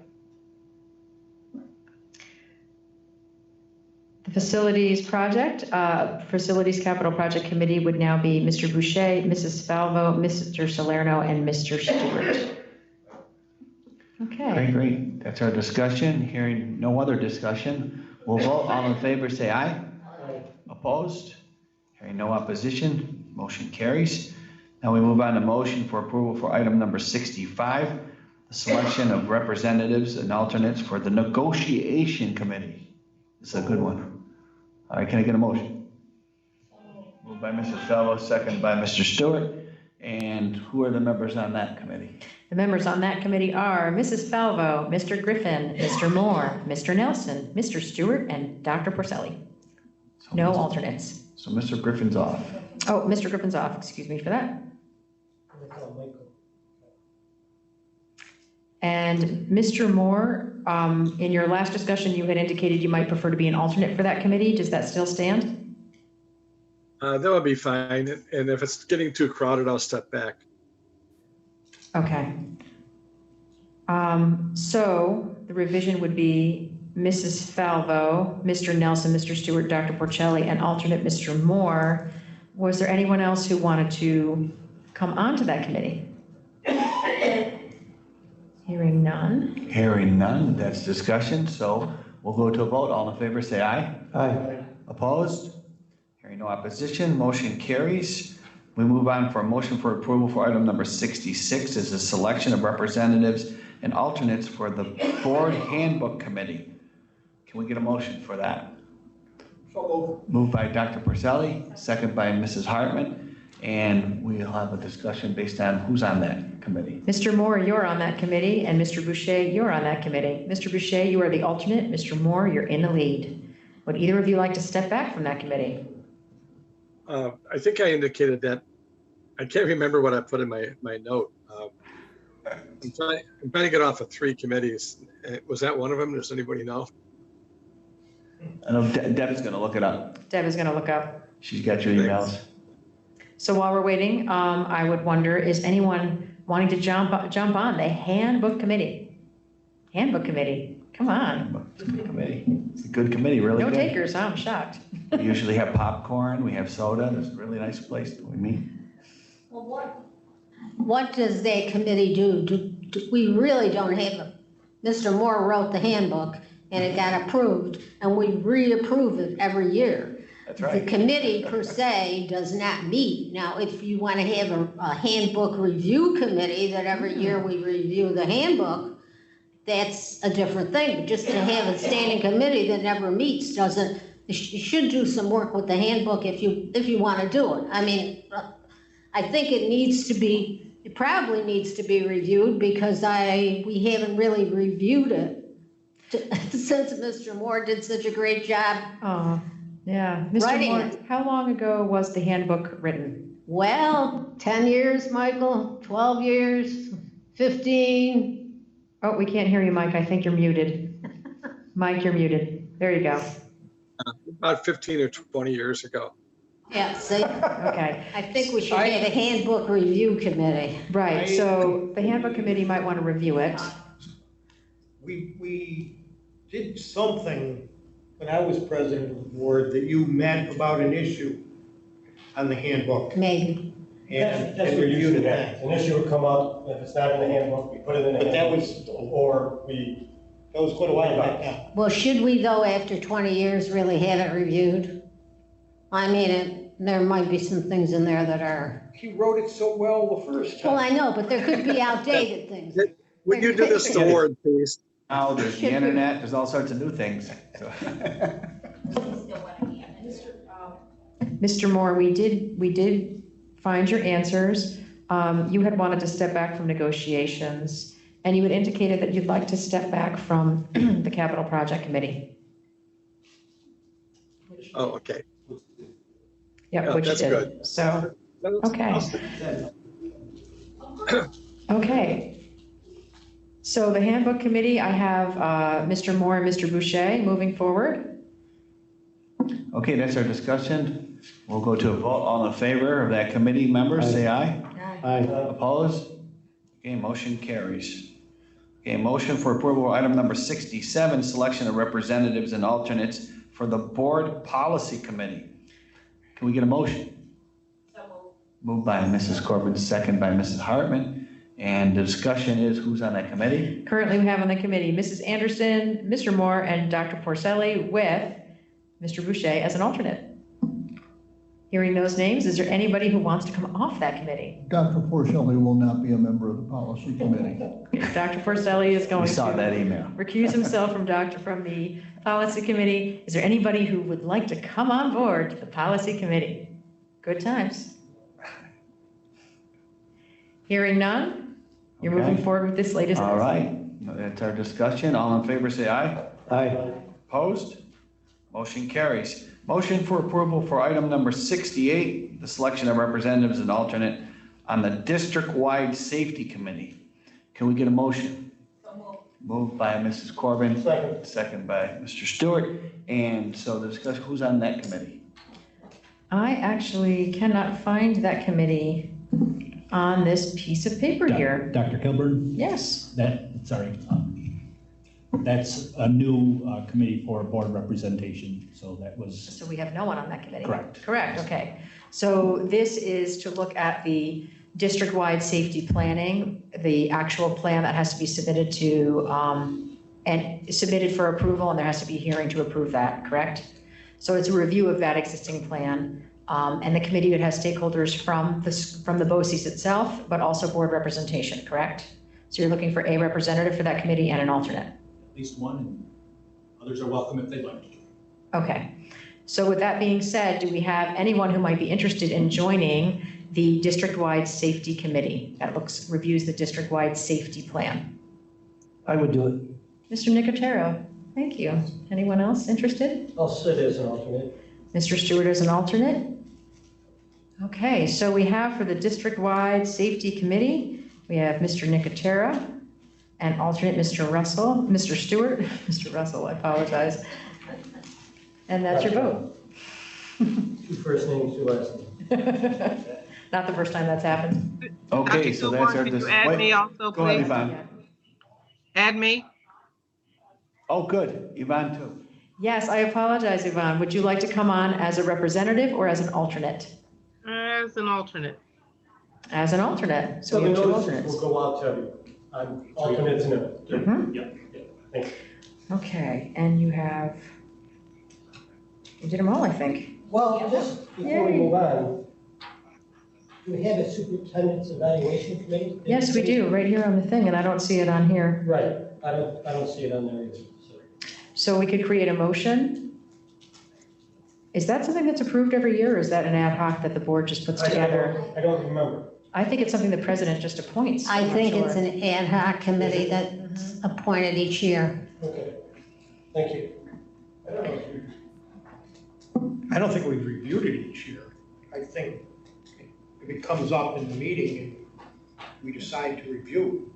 Well, we're supposed to evaluate the superintendent each year. So therefore, we need a superintendent evaluation committee to do the initial evaluation and share it with the board. And usually that's done each year with different people who review the instrument, review, The and then process, yep. So is it done with 3 people or 4 people and then bring it usually, full board? My experience has been 3 people. Yeah, 3 people. I thought this year went well. Mrs. Anderson did that. Michelle. Yeah, but Steve, that's up to Steve to So appoint it's when ad hoc it's. and we do that later in the year, right? Right, Right, so you have existing people who sat on it, and then you would appoint, people to be. whatever you want. All right, so good. All right, good. Okay. Okay. So I think that was our discussion on that District Safety White Committee. We now have a representatives and an alternates for that committee. So since the discussion over, we'll vote. All in favor say aye. Aye. Opposed? Hearing none, motion carries for the new district-wide safety committee. I think that's all of them.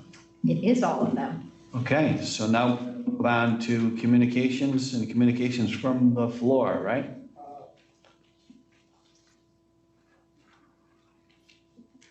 Point of information, Mr. President, did we do 35, 36, and 38? There is no 37? I'm sorry, Gary. So did we do, didn't we do, I thought we did like 5 through 50 to start with. You did. And then what ends up happening is we pulled some out, we looked at some for discussion, but they didn't get pulled out, so they just were approved. I'm not looking to pull out, I'm just finding out if we have considered item 35, 36, and 38. There is no 37. Authorization of the purchasing agent? I'm missing something. I don't see that same thing. Look at page 15. There's Gary, what page are you on? I'm on page 35. Okay, you're ahead. All right. Oh, we just completed 34 with the safety committee, and 35 sequentially follows 34. I see what you're saying. I'm on page 15 of 206. No, it's okay. Gary is looking within the packet at the actual items. Yes. Okay. And you're looking at the agenda, and to his point, 37 is the Okay, I'm sorry. authorization of the purchasing agent listed on page 27 at the bottom. If we have not considered it, Mr. President, I would move 35, 36, and 38. We'll get to 37 sequentially. 35, 36. We did. We did it. We already did that in consent. Then accept, thank you. Okay, good. Okay, so before moving forward, you're going to make a motion to adjourn the reorganizational meeting. You need a motion, a second, and a vote before we move into the call to the regular meeting. Okay, so I would like to have a motion to adjourn from the organizational meeting. Moved by Mrs. Corbin, second by Dr. Porcelli. All in favor? Aye. Opposed? Okay, we're out. And now you're going to make a motion to call the regular meeting to order. Okay, I make a motion to call the regular meeting to order. Can I get a motion? Motion by Mrs. Hartman and second by Dr. Porcelli. Okay, and then all in favor, say aye. Opposed? Okay, we're back, we're in a regular session. Where is that agenda? Right here on the table? There you go. Yeah, I was going to, he went deeper in, he went into the book here for the resolutions. Okay. So Dr. Colburn, we're going from the floor now. Correct. Now you're in your communications from the floor, Yeah? and that's you. All right, so communication floor, we are going to talk about, we're gonna be setting a date in the future for a cooperative board retreat in the fall, but we don't have a date set, correct? Correct. So you're seeking dates from the board members that they might be available for a Friday night and a Saturday for a board retreat. So I think traditionally, the superintendent gave us options, I think that you give us some options and then we kind of beat them around. Someone says they're out of town, they have. We can so if certainly you want to do develop some that? options and beat them around. I think if we're all here, we might be better off doing that right here. What month are you looking at? Well, this is where I'm kind of coming from where everyone else is. Typically, do you do your board retreats in September or is it more of an October thing? In the past, what is your typical You know pattern? what, I can remember this because it was just before or after the Barn Fest, right, Ann? So it's late September-ish. All right, so are we able to do Friday, September 25 into Saturday, September 26? This year. Possibly, because I know a lot of festivals, yeah. I can't, 20, Yeah, no. Okay, so if we backed things up and we looked at the 19th, which is a Saturday, Friday the 18th into Saturday the 19th of September? Yep, yeah, I can do that. Okay, so Friday the 18th, Friday afternoon, that'll be the evening of the 18th, we'll have our dinner meeting. And then Saturday the 19th, we'll have our retreat. Depending on where we are in the world of COVID, this could be boxed lunches, just heads up. Might still be better than dinner last time. Let's not go back to the same spot. Yeah, we will not go back to the same spot. So 9:18 p.m. September 18th and 19th. Mhm. Okay. Okay. That was easy. Okay, so, we had talked about making the committee chairpersons or a point of contact. We're gonna just reach out, we discussed about reaching out to folks that were kind of taking the point before and see if they're gonna continue doing it. Is that how we want to do it? Well, when it comes to the role of the chairperson, I believe it's the board president can appoint chair people for the boards. Right now, coming in, now this is clarification for me because I'm new to this board. What I don't have is a list of chair people. So at this time, the board doesn't seem to designate chair people, which can be challenging when we're trying to set up meetings. It's helpful to have a single point of contact for committees when you're trying to gather information or make sure that we're ready for the next meeting. So I think the conversation was more about, would you be open to having chairpersons? And if so, as the board We have president, had move forward. chairpersons. We have. I've always Okay. been chairperson of audit committee, NSB, and Saba also. and SAB also. And then John Salerno's always John capital. Salerno took over from me for capital project. Okay. That's what she had thought, so we're just gonna reach out and just double check to make sure everybody's. But Is that? I just want everybody to be careful when you check with the chairs on dates, as Right, long as yeah. that chair Just checking with everyone else. checks with the Yeah, members of yeah, that committee, right. that's fine. Right. But I just don't want chairs setting up meetings with no communication from the membership. Dates and agendas. That would only happen once, and then we'll fix it. Oh, Well, I don't let's want have it not happen. happen. And these would be for, not the representation on existing BOCES committees, these would be for the board's own committees, which are audit, facilities, negotiations, policy. Those would be the 4 committees that would be Negotiations chairs. doesn't have a chairman. Negotiations doesn't have a chair. No. And then policy. So the only one really that doesn't, I don't know if it has a chair, is Policy policy. has a chair. It Okay. used to be Dr. Purcell. Dr. Porcelli, you were chair of policy committee? I am aware of that now. I had believed Yeah. while I was on the committee, I had believed that Right, so Mr. you need a Moore new was the It chair. was Mr. Moore, you thought was the chair. So, Mr. Moore, did you think you were the chair of the policy committee? I'm just curious. That was an evil rumor. Fair enough. We're looking for a chairman. That would be you, Michael. Okay, so, all right, so we'll reach out to see what the interest might still be in sharing, and that would come from the board president. Yeah, so we'll reach out to you via email or phone call, or probably email. So good. All right, so we're on to correspondence.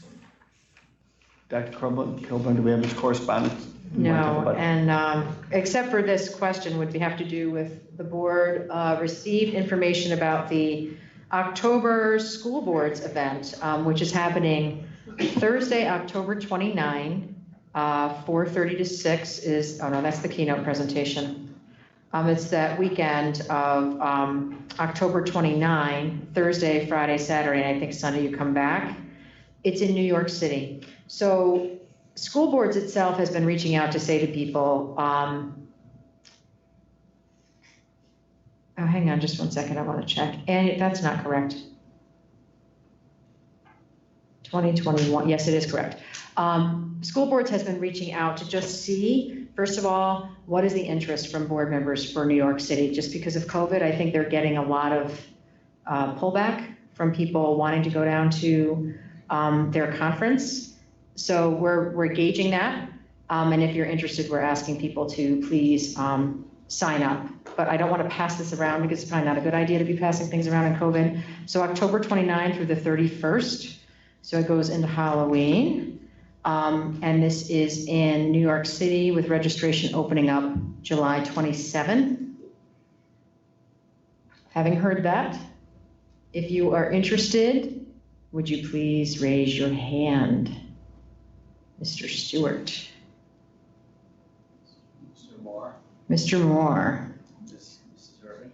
Mrs. Irving. Can we give you a maybe? You can do a wiggle like this, is that what you're thinking? I always go, but I don't know. Mr. Boucher, I'm gonna just say a little question mark next to it. Anyone else wanting to attend the New York City convention this year? Okay, so we have 1, 2, 3 people who are all in, one who's hedging his bets, and we will move forward from there. Mrs. Anderson usually goes. Oh, can you reach out to Michelle? She almost always goes. Yep. Yep. Mr. Boucher, would the superintendent be kind enough to check if SBI is going to provide transportation as they do and have done in the past? Yes, we will. Yeah, we haven't got into that discussion yet, Gary. Yeah. We get air BOCES. I know they usually get the van, volunteer driver. 6 feet of distance, we'll need like 7 vans, everyone will get their own. Last trip to New York was fun. Had an accident. Okay, so you're done with your. Okay, so now we're on to the district superintendent reports. Yeah, so I wanted to talk about 2 things with you. And Scott, I was wondering if you could put up the employee return plan. Just gonna I want to pull it up here so I can see it on my phone. So we sent out some staff guidance on returning to work, and this is really more about what our staff will encounter when they return to the workplace. These are not the return to school plans for the majority of children. You may have heard in the news today that the federal government wants all kids back in school in September. Our governor has said he will make his decision in August. They're going to release state guidance, hopefully Monday the 13th. And we're having we're convening the superintendents of the region here the 15th to start moving through some of that guidance together to plan what it might look like when we all come back. But we're gonna pull up the guidance from Rebecca for the return to work. Sorry for the delay, I thought I had it. No, it's all good. It came through on Friday. July 3rd. You're in June.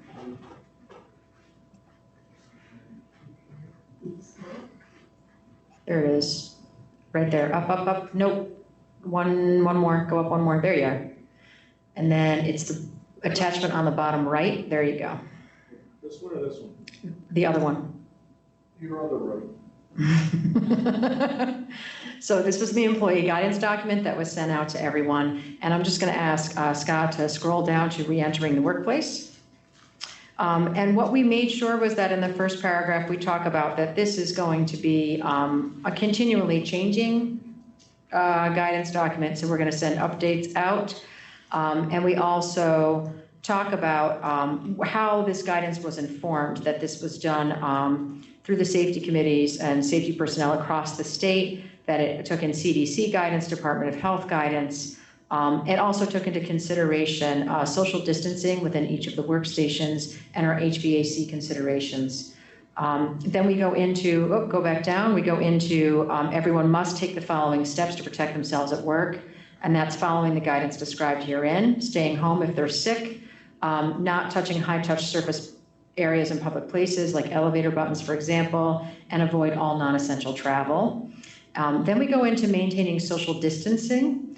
So we're really trying to promote that here within the BOCES, as you can see, because you're sitting in the midst of a socially distanced room. We're trying to congregate and limit meetings as much as possible. And here in our area, we met today to figure out how can we even manage meetings here in this space. What kind of protocols are we going to put in between for disinfection? We're not going to be able to accommodate a lot of large meetings in this space or a lot of last minute kind of things, because there's a lot of prep that has to go into this and a lot of disinfecting between. We talk about always wearing a face mask or covering, so we're promoting that everyone wear one in common areas and in hallways and when they come in and out of their cars in the parking lots coming into the buildings. We're limiting room occupancy to assure that we get 36 square feet per child in the room. And we're trying 36 feet per person in the room, and we're trying to encourage people to walk like on one side of the hallway or the other, not right down the middle into a group of other people. If you scroll down more, you're going to see installation of barriers, which we currently have in place, and we have more coming. So this is for people who are in situations of reception where they greet people. We're putting plexiglass barriers in place, and you will see those through our campus. And also in high capacity office areas where we might have to put people closer than 6 feet, then when we have to put the dividers in place for them. In terms of person-to-person contact, we ask that everyone wear a face covering and wash their hands and use hand sanitizer. And if you bump into somebody by accident, please wash your hands. We ask people to take personal responsibility for their hygiene, and we go through personal hygiene. We can scroll right through that, and we go into the wearing of masks and face coverings. We insist that our employees wear them, that we do supply them to employees, and that we ask the employees that wash and take care of them, and if they can't get one, we have disposables. They're not required when sitting at workstations, but they are required when you leave your workstation, or in our case in this meeting, when we leave our table. If you look at returning to work, we're asking our employees to check for a variety of symptoms, and also if they have been recently traveling to an area identified as by the governor as a restricted travel area. And that if they have any of those symptoms or have been to those places, they are to stay home, and they're called their immediate supervisor. In terms of travel, we talk about it being their responsibility as the employee to know if they're traveling into a restricted space. And sometimes that happens when you're already away. You can be on vacation and find out, guess what? Now you're in a situation when you're coming back home that your place was put on restriction. And we talk about arriving at work, and this is going to be important, is that employees use their ID badges or their fobs to come into the building. And so if you're a board member and you have your ID badge to fob in, and it's not working or you haven't found it in a while, I'd ask you to reach out to Deb Kimball so she can help make arrangements so we can get you squared away to come in. And the reason we're asking for that is that when people are fobbing in, they're attesting that they don't have a fever, don't have a cough, don't have a cold, haven't traveled to a restricted area recently. And you'll see that on our front door. And if you also look where you fob in, there's 6 feet markers behind that. So we're asking all of our employees to badge in, because by badging in, they're indicating that they're fine, they're feeling well.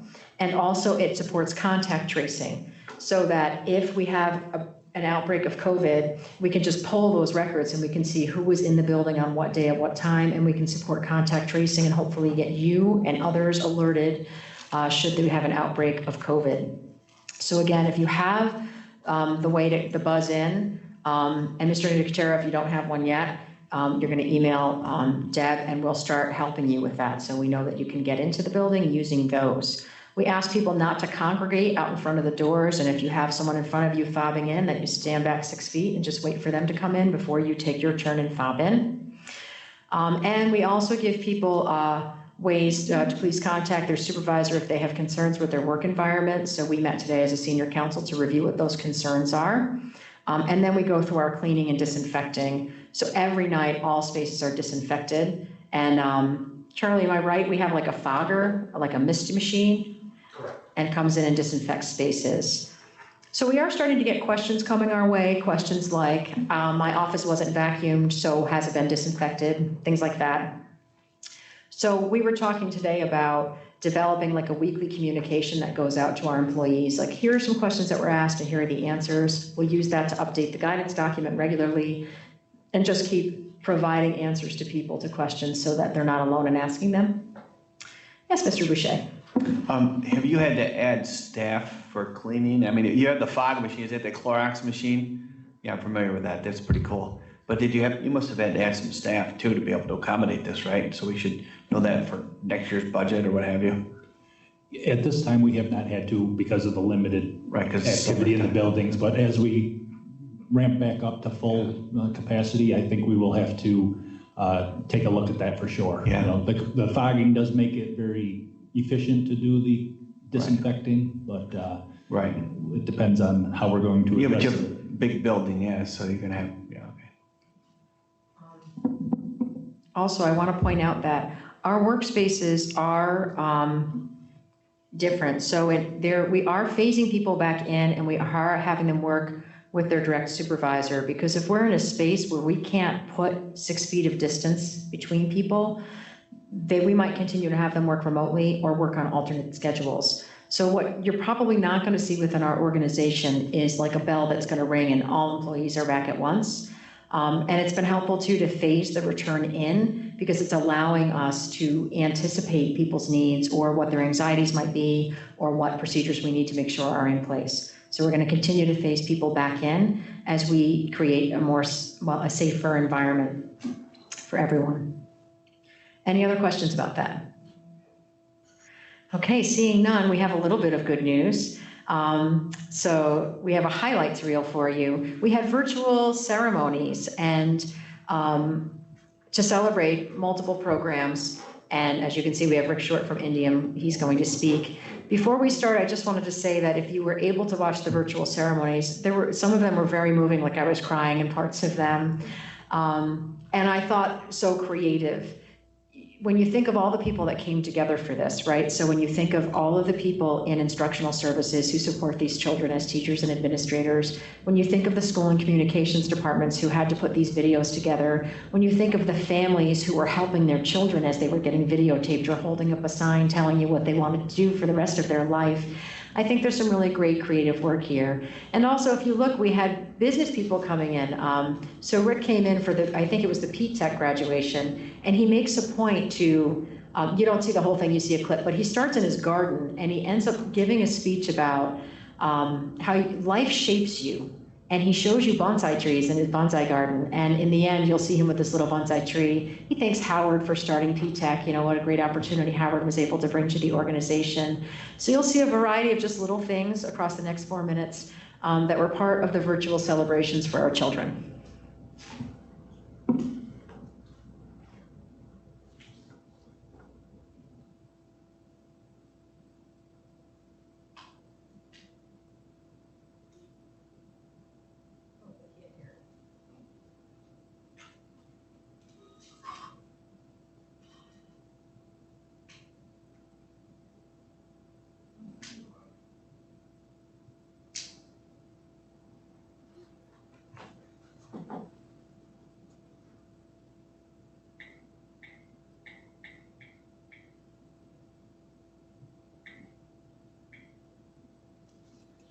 I don't know why I don't have audio. You're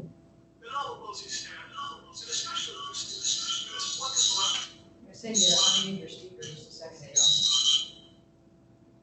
Yeah, I apologize here.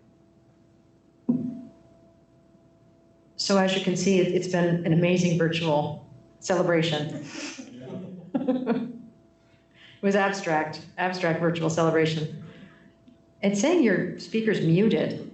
Yeah, I'm worried it's gonna be. Okay. This thing is having trouble.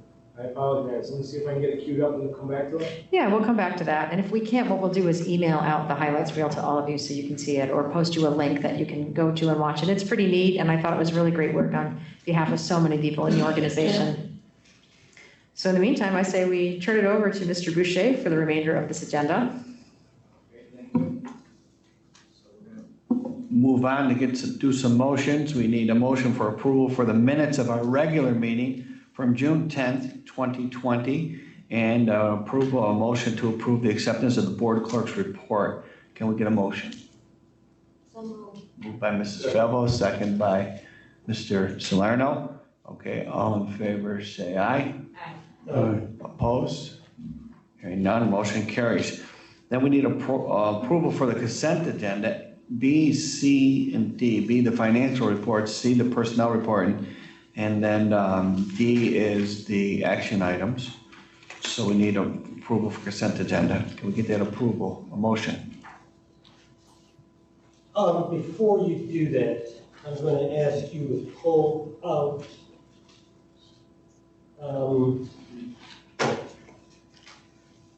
recommendations for part-time appointment. 1, 2, 3. I'm on page 78. Part-time appointments. Okay, we can do that. Pull those out. And then did you have a question about temporary appointments too?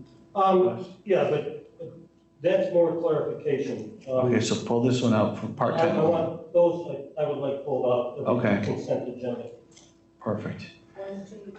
1, 2, and 3. 1, 2, and 3.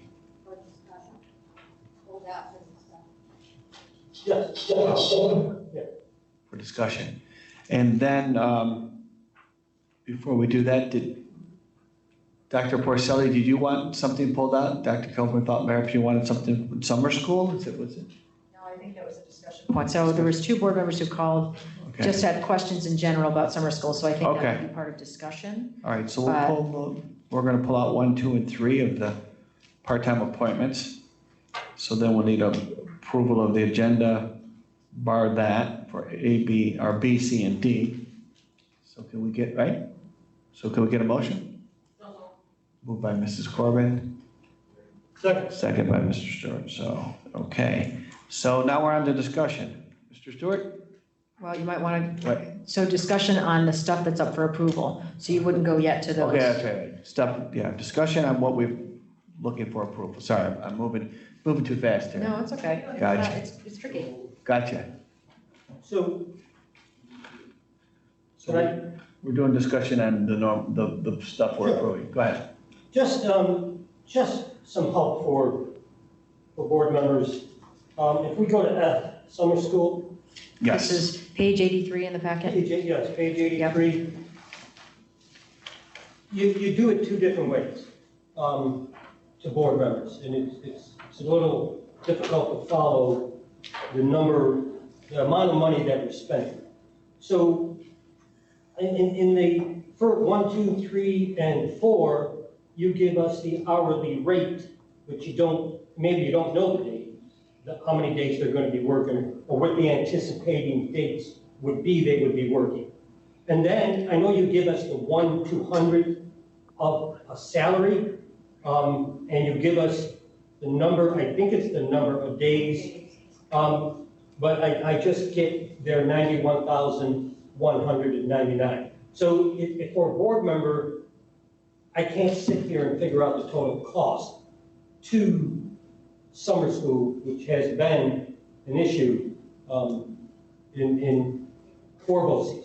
So if somehow if we could do that to one system, so we can, and then get the total amount that we're approving.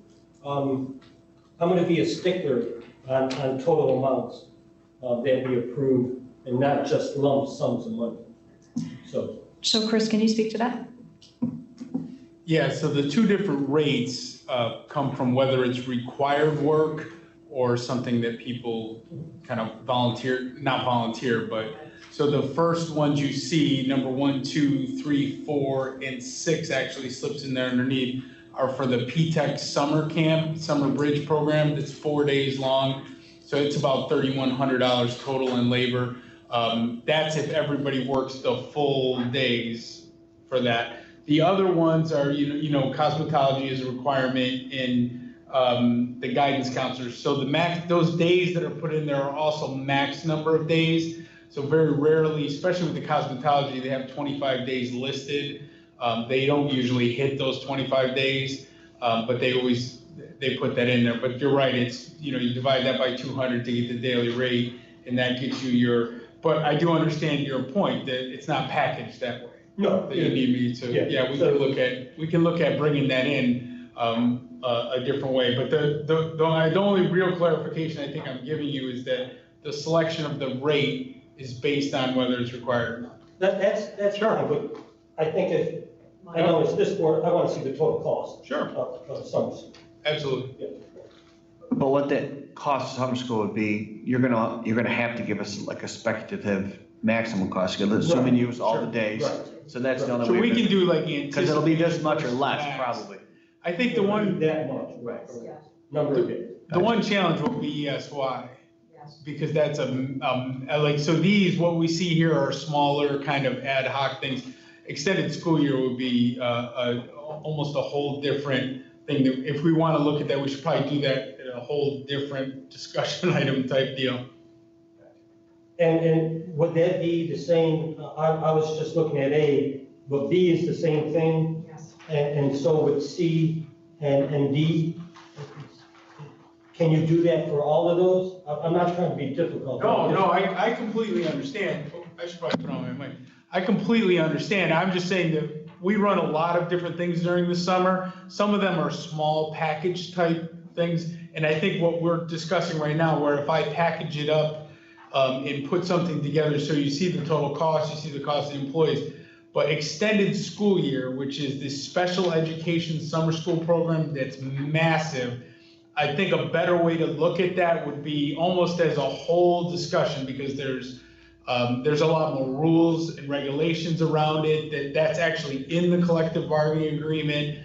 So I think that one, and I'm happy to have that discussion. I just think we should treat extended school year and special education summer school a little different than, say, cosmetology, P-Tech summer camp and all that. So Yeah, we'll work our way through. yeah, we can make it work, no problem. Okay, Mort? Mr. Hill, I had a question. Did the in-person summer school start for cosmetology this week? I don't believe, cosmetology is virtual. Oh, it is? So we only have the okay from the state to do special education in person. Okay. So cosmetology has started, but it's virtual. It All is. of our summer programs, any academic summer school, what we traditionally run at Proctor is all virtual. And for special education, instruction is virtual, therapies are in person. So we're working our way through this right now, but we have students coming here every day for physical therapy, occupational therapy, visually impaired, speech. But then when they go back home, they log on and get math, ELA, and all that from their teachers virtually. So we have kind of a hybrid model going right now. But cosmetology is virtual. Thank you. Challenging, but virtual. Yeah, I was curious about that. Yeah. So just, no one else has anything? Is that a discussion? So the recommendations for non-instructional, the E. We have 2 people at minimum wage, and we have 2 people at a different salary. Is that experience related, or why is that? What page are you on? I'm on page 80. 80. I got, they're all laborers, some are 1324, and the other 2 are minimum wage. So I'm just wondering, why, what's the difference? So I believe that is because the Marissa Marthage has been with us for multiple So years. it's a step. seniority? Yes. Okay. Yeah. That's all the questions I have. Okay. Any more discussions on those items? Okay, so I think we're ready to approve that. All in favor, say aye. Opposed? Motion carries. Now we want to go back to the tabled items, correct? Yes, you want to go back to the Okay, items so that we're were going to go pulled? back to the tabled items to discuss the recommendation for part-time appointment, right? Right, so you'll need a motion. We need a for the motion to approval of A 1, 2, and 3. A, 1, 2, and Which is 3. Yep. We need a motion for A, 1, 2, and 3. So moved. Moved by Mrs. Corbin, second by Mrs. Hartman. Gotcha, thank you. Okay, so now we're on the discussion about the recommendation for part-time, Russ? Okay, And that's just page 79, Russ? 78. 78. I want to be diplomatic with this, but I don't know how I can. it seems as an organization, if you retire from this organization, you get special treatment when you come back to work part-time.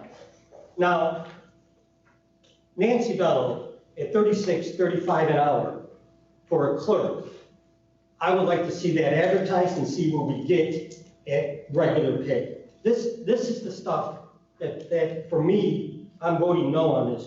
I cannot sit here and spend $30.48 for a clerk on an hourly rate. I'm sorry, things have to change. And Is she for fill-in or well, is she? they don't even tell me the number of Right, hours. yeah, They don't yeah. tell me the cost.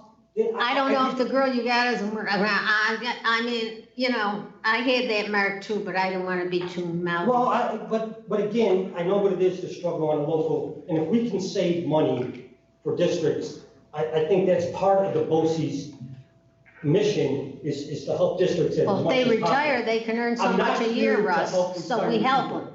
I'm not here to help. That's what happens. Right, so, guys, we need to have some discussion in regard how we're gonna do business here at BOCES. And why we need them and how much. And you gotta stop bringing resolutions to the board without a total cost.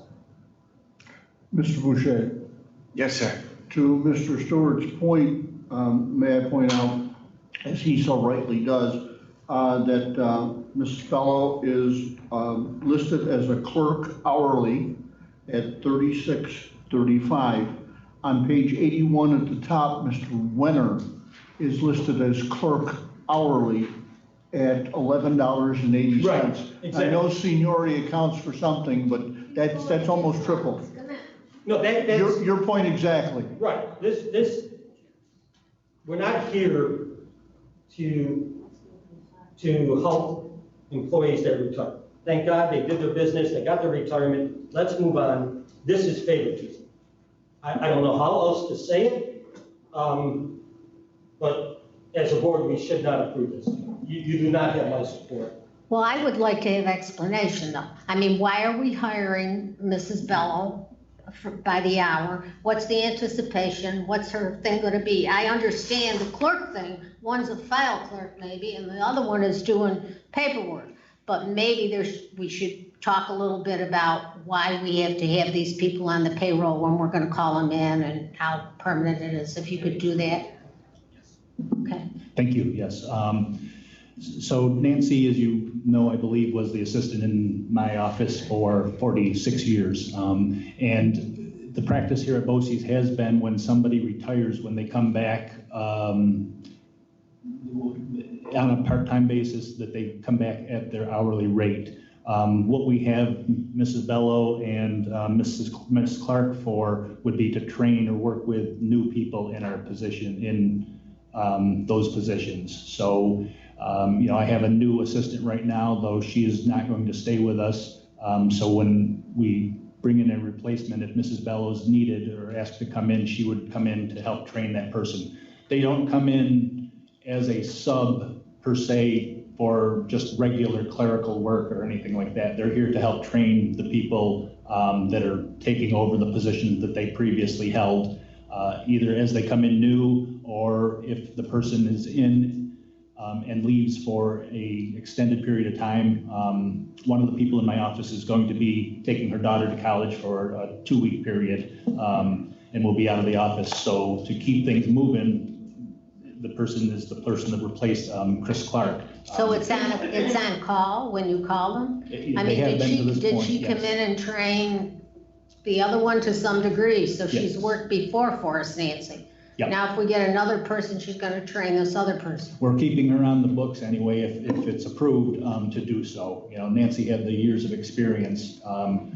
With a new person coming in, if we're looking for guidance, I would certainly call Nancy Bello and say, can you help us out with this? And she's been willing to this point. But it's a number of days, not a number of weeks or months by any means. Well, but you can't anticipate you can't really anticipate the number of days. I guess what I'm looking for, is it a short-term thing? Is she gonna work 10 or 20 days for us, or is she gonna be here? I know what you're Wait a saying, minute, Russ. but Yeah. Charlie, do we have a clerk in that position now?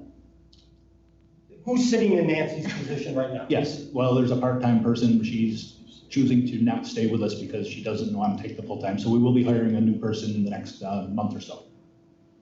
Do we advertise this position? Yes. Why? Yeah, the full-time position, yes. No, this position, Nancy's position, do we advertise it? No, for the training piece here that we're Yes. asking Nancy to come back for, no, we would not. I mean, it's very specific to her knowledge base. It doesn't sound as though you could, I mean. No.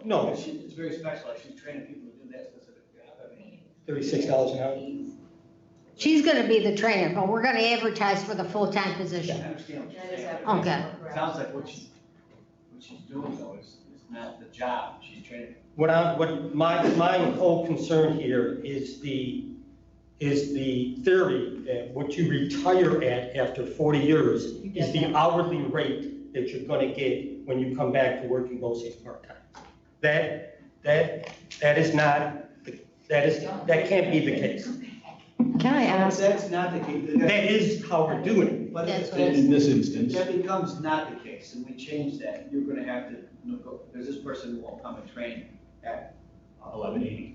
the minimum wage, right? So you're gonna have to negotiate some rate, right? And so you're gonna have to figure something out here. We have to come up with some type of new way of operating, right? Well, and again, so I did ask this question because it is a good question. And knowing that some of us haven't, senior council is fairly new, my understanding is this is a pretty long-standing practice. Yes. So I think Russ is bringing to attention a practice that has been long-standing and asking to what degree should we reconsider the practice? If so, what are the potential impacts of that practice in terms of retaining specific people for short-term durations to help us? I think it's an essential question that, we need to always think of and address. And I do wonder, because it's been so long-standing, what the impact might be. So, Dr. Kilgore, yeah. maybe, I mean, Nancy Bello, this lady hasn't left yet, we don't have a new person to train yet. Maybe with these kind of positions, it can be compartmentalized, where we say, well, we're gonna hire so-and-so to train for a month, or not to exceed so many hours, or some kind of thing, because why we need her to prove her today. Well, maybe we do, I don't know. Well, but I think yeah. that's what Russ is saying, it needs to be more accountable. Well, Needs to be able there's no to number figure it line, out, right, There's no total cost. right. It's just carte blanche. There can't be a wrong amount of hours because the board's not saying what the total cost is gonna be. So I think a definition of terms would be helpful. So for example, so in the situation that we're in right now, the current person in that position who won't be staying with us, that might leave us with some holes in training. So to have Nancy come back to train now, her second successor, that could be done maybe in like a module, if I'm understanding this correctly. So she would come in and train on, WinCap for no more than 30 hours at this rate or 20 hours at this rate for this specific purpose, would better define the purpose and the term. And I think help the board understand what costs they're encountering when they're approving for this to happen, and would increase accountability in terms of the use of retirees moving forward at this point. Well, in terms of the hourly rate piece, I think Russ is going very specifically to, and I want to make sure I'm understanding you right, is that why 35 an hour? Why not 25 an hour? Why not 20? Why not 10? Why not 18? Why not 32? And that's where we encounter that piece of what has the practice been? Now, it's not past practice like unions, right? So it's different. And is there a conversation we can have about that wage? And I think that's what you're asking us to go back and revisit on. Well, to look at a food helper at $22.21 an hour, when we approve 15 to 20 of them, at like 12, at every board meeting at minimum wage, I don't understand. Why, she must have retired from here, and she must have been at a certain wage when she retired, but why couldn't I go and get, I mean, see, this is the stuff, that's all. That I shouldn't be approving a food service helper at $22 an hour when I've got 20 of them at $12.50. Or $11.80 right now until January, then it's $12.50. Mr. Boucher, Go ahead. following the gentleman's question, I think he raises an excellent point. Could I get some clarification, maybe a cost containment figure or something on page 80, item 5? I know Mr. Service is the guru of business administrators, but $500 a day for a year strikes me as a lot of money. Yeah, I did bring that up too. I'm sorry. Thank you. So these are services to other districts, correct, Charlie? Can you give us some insight on that? Because I did ask you about that. Yeah. Yes, so Mrs. Service, as well as Chuck Mauer on the page before, who's being appointed as a business manager, I believe it is, yes, are two individuals who are requested by school districts to come in and help them with their business office functions. Their rate has been established and it's what they say, this is what we're going to do it for. And if the districts don't want them, then they certainly don't have to hire them, but to do it through BOCES allows them to generate some aid on it at least. And you know, right now the districts that continue to call and ask for their assistance. So it's the rate that the market's driving for the expertise that they have. So Charlie, is there a way, I'm sorry. Is there a way that in reports you could put like an asterisk and say this was like a negotiated rate for a person that's very temporary? Because the way this is written up, you're just putting in like it's almost like a government state job where you're saying this is the position and here's the pay. So to the novice, the people looking at it going, oh my goodness, it seems like a lot of money. But they're not really doing that job. They're not taking over the job and getting paid that rate. They're coming in very short-term trainings. I mean, we have to have a little bit more information because I could see from the outside, you're looking at it saying, oh my goodness, that seems like a lot of money. But there might be very special circumstances. Maybe, you know, this Patricia Service, maybe a school district wants her and they don't care what she could make this $800 a day. And they say, I don't care, I want her. So, I mean, I can see that happening too. But, you know, maybe, I don't know, there maybe be too much on a report to put that all on there, but maybe an asterisk saying, you know, this was a, you know, request from district negotiated, whatever, I don't know. I'm just trying to think of what's easy. Mr. Nelson? You had Doreen. Oh, I'm sorry. Doreen, not Mr. Nelson. Doreen, go ahead, I'm sorry. Charlie, how many school districts have asked for, This type of interim help? the business? A few of them, and we have the shared school business administrator COSER, which Madison BOCES does not and Herkimer BOCES does not. So even, I know that Patty Service worked in Canastota. She's currently in Mount Markham. It's working as a cross contract through us for, you know, not only our 12 components, but those to our east and west also. So Chuck Mauer is working with Oriskany, and he's probably worked 6 days in the last, maybe 10 days in the last year, as they've had a new business official. And you know, when I talked to their business official there, she can't say enough about the assistance that he provides, and is very willing and helpful and thankful that we have him available. So. Mr. Nelson. We've been through this before. This isn't the first conversation we had about this very specific topic. And the request for identifying what this really is about has been asked before. So we're treading over old territory here that we identified and haven't resolved. So I think, you know, we need to do it this time. You know? I'm wondering, I would just ask if you're not using your mic, would you mute it, please? Because we're getting kickback. We're getting a thing. Okay, so I'm wondering this. In your board packet, I drafted a memo that kind of picked out some key points in the agenda to bring to your attention. And if you're open to that and you like that approach, I think that might be the place to put these things in. Because these reports are set up a certain way, they're generated out of WNCAP, and they print out a certain way. But then what we can do is sit down with senior counsel, go through it, and try to pull out for your attention any of those items in advance. And then if there's something you have a question about, always feel free to call like you have, or bring them up here, that's your right.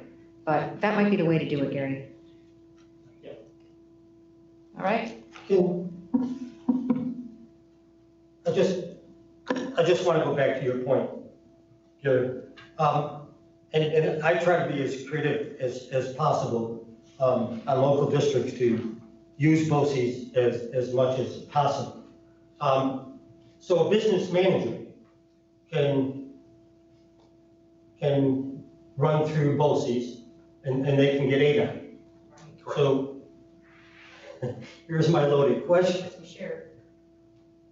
Right? Well, yes, you can share it, but why can't an interim superintendent between two districts be shared? I don't know, is there a coaster for that? I don't know that there is one. Well, I'm just trying to be, I mean, if you're trying to save districts money. The shared interim superintendent.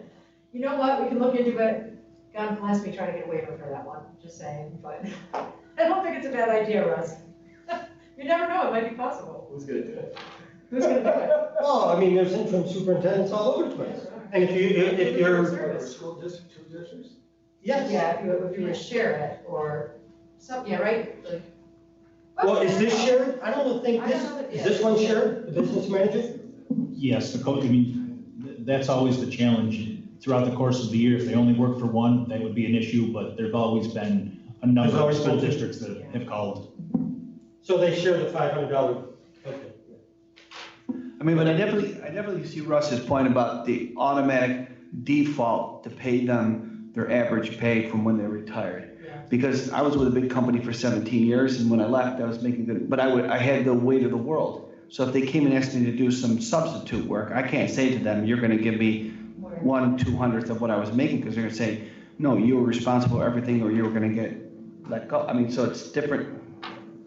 It's not. So it shouldn't be foregone, it shouldn't be just a default to say, we'll pay you what you were making before. We should take a look at those. And I know it's gonna make a lot more work for you, because it's a lot more, then you gotta negotiate. And it might be, you might lose a couple people too, because they're used to it and saying, hey, you know, I used to always get the $36 an hour. If you want to give me $30 an hour, I'm not doing, well, then we're gonna have to maybe face that. But just to have it to be a default doesn't seem to be good business practice. Okay, so where are we in the motion? Have we had? You had a lot of discussion, but you haven't yet gone to a vote. All right, Could so. Mr. Boucher? Yes. Could I just add to that, and I don't want to raise anyone's blood pressure here, but we've got to face a fact. Right. Now, the economy is not what it was a year ago, but there is a growing trend amongst bargaining units to do exactly this practice. When a custodian, when a bus driver, when an employee retires, they return back as a interim or a substitute at the rate they retired with. That's a growing trend, and it's not what we want to hear.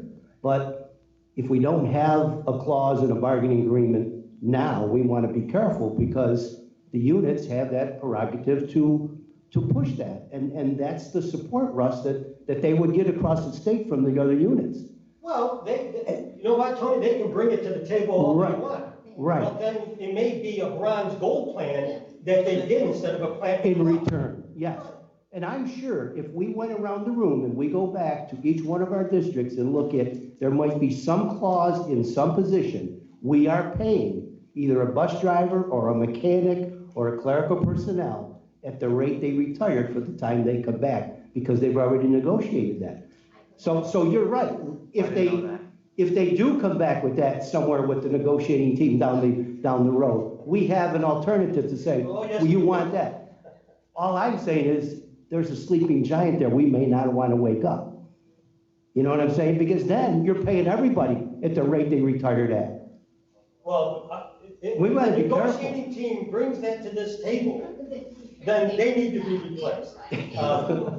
But we're not gonna go there. No, I understand. That's, I said, I don't want to raise anyone's blood pressure, but if you talk to, and they're very prominent in here, you talk to some of the legal negotiators, and they will tell you, when the economy was at the level that it was at a year ago, and it was hard to find people, bargaining units were trying to protect their force, saying, if you retire and you come back for 45 days, here's the rate, and they made it encouraging. Well, here's my counter proposal to that proposal from them. So if the governor cuts 20% of our budget, our proposal will be when they do that, no matter where you are in the month, in the school year, 20% of that increase that you received is coming back to us. I understand. It's gonna have to start working, I know. Tony, that way. No, I know, and you've talked about it before, you've talked about it at SBI, I mean, we know that. But there's another perspective that. I know. There's another group out there that's doing their homework, and they're looking to protect their unit, and that's something that they gravitated to. Makes it interesting. Are you on the negotiating committee? Yes. Okay. Good luck. All right, so I think we got some good discussion there. Now we move on to our vote on this. All in favor of passing that motion, say aye. Aye. Opposed? Motion carries. Oh, we got one opposed, sorry, one opposed there. 3 opposed, we got. Who else opposed? Mrs. Falbo and Mr. Stewart, we got 2 opposed. Point till I get explanation. Got 2 opposed, 2 oppositions. Okay, very good. So let's go back to, we got that. Okay, we're in D, action items now, correct? Okay, so we need, what's that? Action items, correct? Do we already approve those?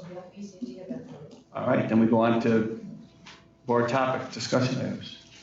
Have you any? What's that? Board topics? Any old business? No, well, is this where we bring up topics for board topics? Yeah? Okay. So it's board, you want to give some topics? Something I wanted to talk about. Okay, so let's stay with board topics. Well, Aaron's got the floor. Go ahead, Mr. Nelson. I want to talk about D4. Here, can you give us a page number, please, in the packet? It is 203.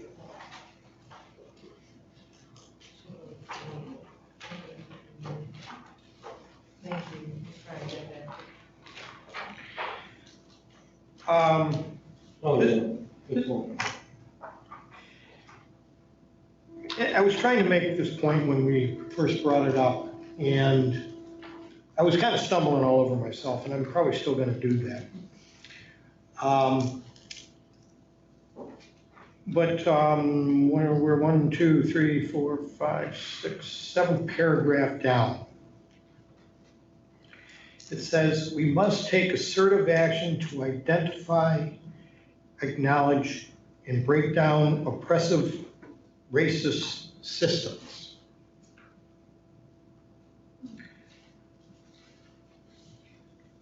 I wasn't going to use this example, but I will.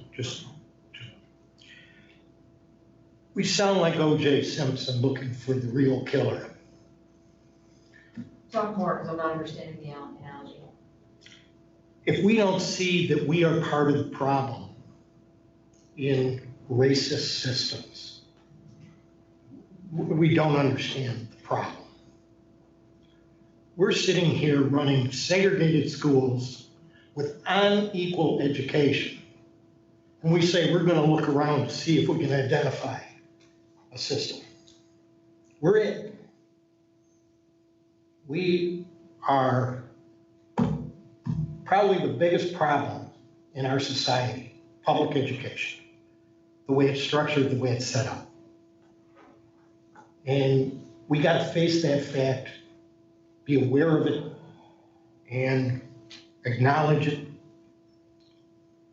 But we're sitting there saying we got to identify it. It's us.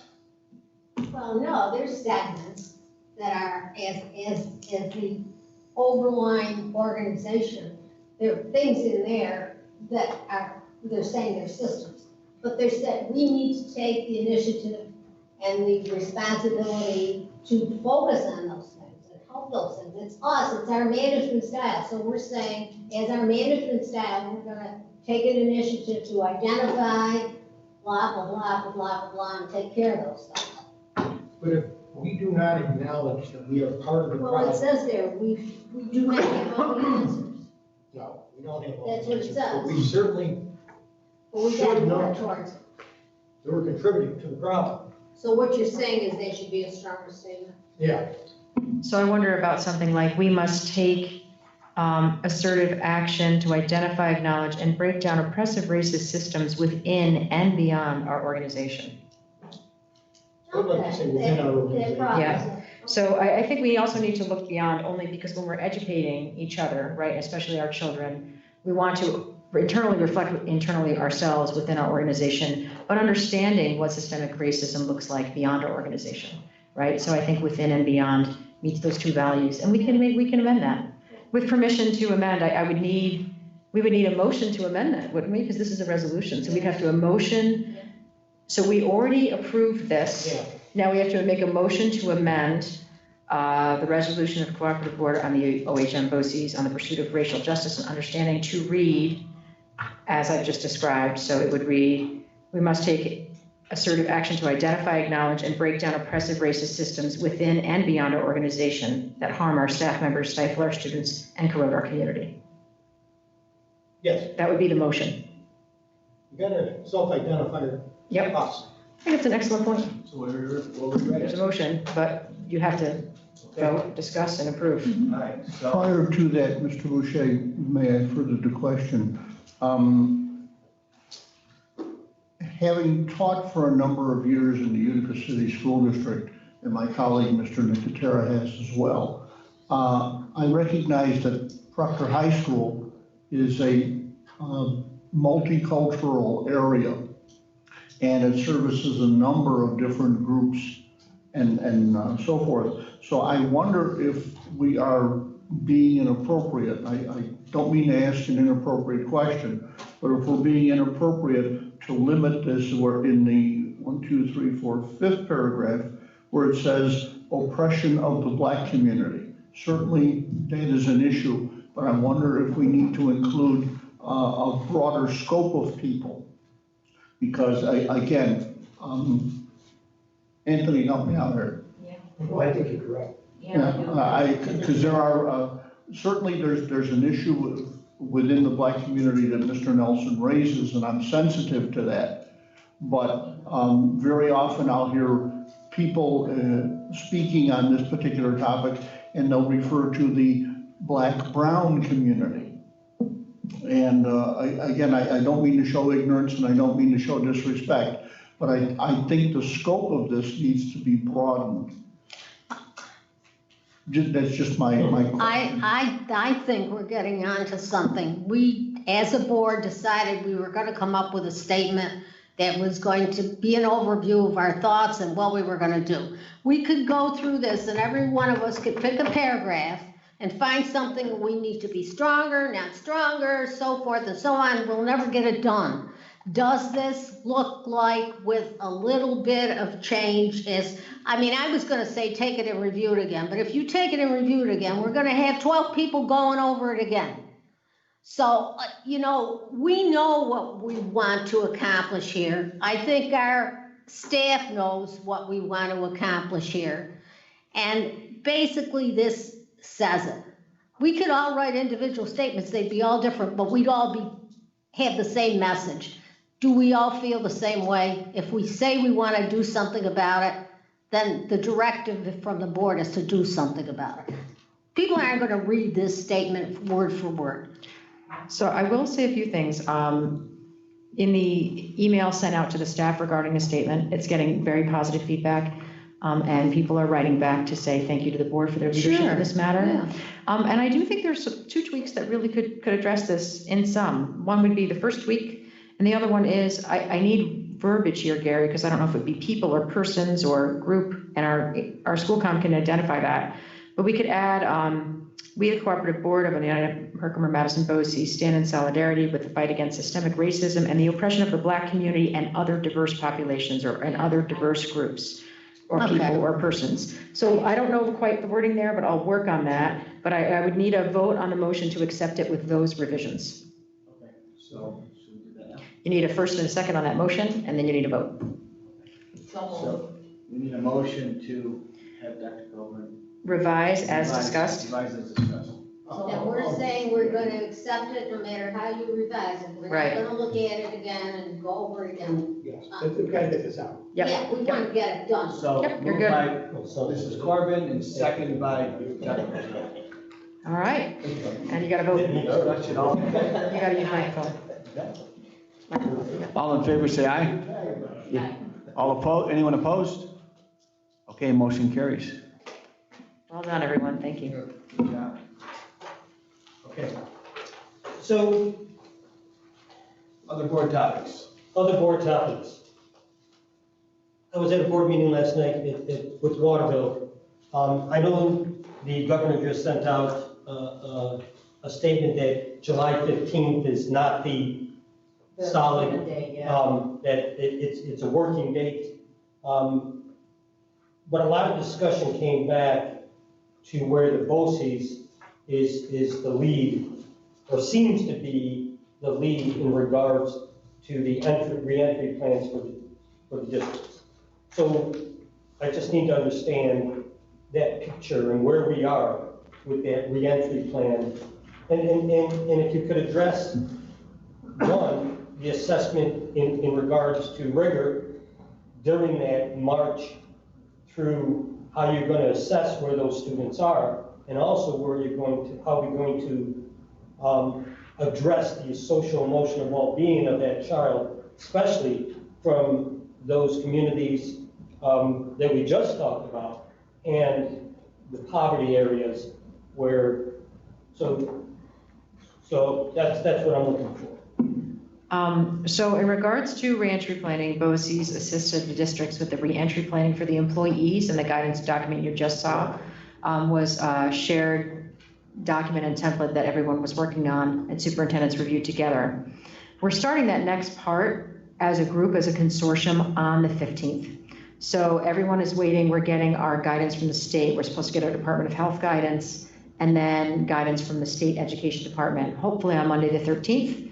We're convening everyone on the 15th to have that broader discussion. So at this time, nothing has been discussed regionally about how to approach reentry. That's being done on the 15th. Among individual discussions, and I know that individual school districts have set up reopening committees, that is a topic of discussion, is in what ways can we survey our students and survey our families to better understand what worked and what absolutely did not work for them, and to better gauge what will be kind of the emotional and mental state of our students and staff as they return, and how can we start to build that in. So it's true that we're trying to provide supports in terms of frameworks, guidance, and time for people to collaborate. And we will need to do that, especially for more foundational things like the schedules. How do we coordinate schedules? Because BOCES has to work with everybody's schedule. And also, school districts as individual districts have been working on their own to start to have those conversations and start to address those pieces. So we're hoping on the 15th to start sharing that out to understand. Maybe not everybody needs to build a survey, because there might be a district already who's started to build one that people can tap into and start to share and use across the organization. Well, thank you for that update. One of the other things we may want to take a look at, because the biggest cost of districts, and I know we get 90% aid on it, but the biggest cost of districts is going to be transportation. The number of students that we can put on a bus. And the multiple runs. And the multiple runs that are going to be increased. And, you know, our suggestion last night was that obviously we need to do a survey, because how many parents want to put their kids on a bus to begin with?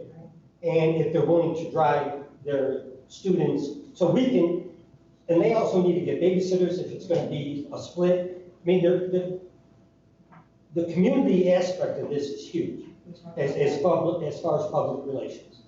And if we wait to the last second, you know, I mean, if you're talking about it on July 15th, so we're looking into August, and it's a month before school starts, and then we're going to lay on these. Oh. So to me, and I don't mean any disrespect, but we're already too late in regards to the communication, and that's just another shot at school districts that we didn't prepare fast enough to help parents and community, because this is going to cost babysitters. So the points that you're bringing up are points that have been discussed by all of the superintendents, including us within the BOCES. Things like, what's going to happen if daycare centers don't open, right? And if they don't open, how are we going to lift this off? If we do split day schedules, are we going to be able to try to help employers work with parents to get maybe different days off from work? How might we provide curriculum so that if I am running a daycare center or a childcare center, I might have 10 kids in my classroom who are all on laptops from different schools, but we can make sure we can get the curriculum to them because they might have school days even though they're in childcare centers. And we're trying to, that all has to be coordinated across a region. So there's no way to get ahead of it, and it is frustrating, Russ, because everyone feels like they're behind an 8 ball. And further, and you know this because you're living it at Waterville, the rules keep changing on us or we're not getting the guidance we need. You can go virtual, you can't. You can go physical, you can't. There'll be daycare, there won't. There's summer camp, there's not. There's trans, there's not trans. It's 6 feet, it's masks. And what's happening is in the individual districts, everyone's trying to come up with their A, their B, and their C plans, and they can't communicate anything out. So I agree with you. I think every superintendent in this region agrees with you, and I think everyone is equally frustrated by this. The points that you're making are points that people are talking about, like without the childcare structures in place, how are we going to lift school off? If we can't just open the doors and have everyone back at once. Because the minute we can't operate school on normal hours, and you might have your first grader going to school, but your 10th grader might be home, you know, what do you do?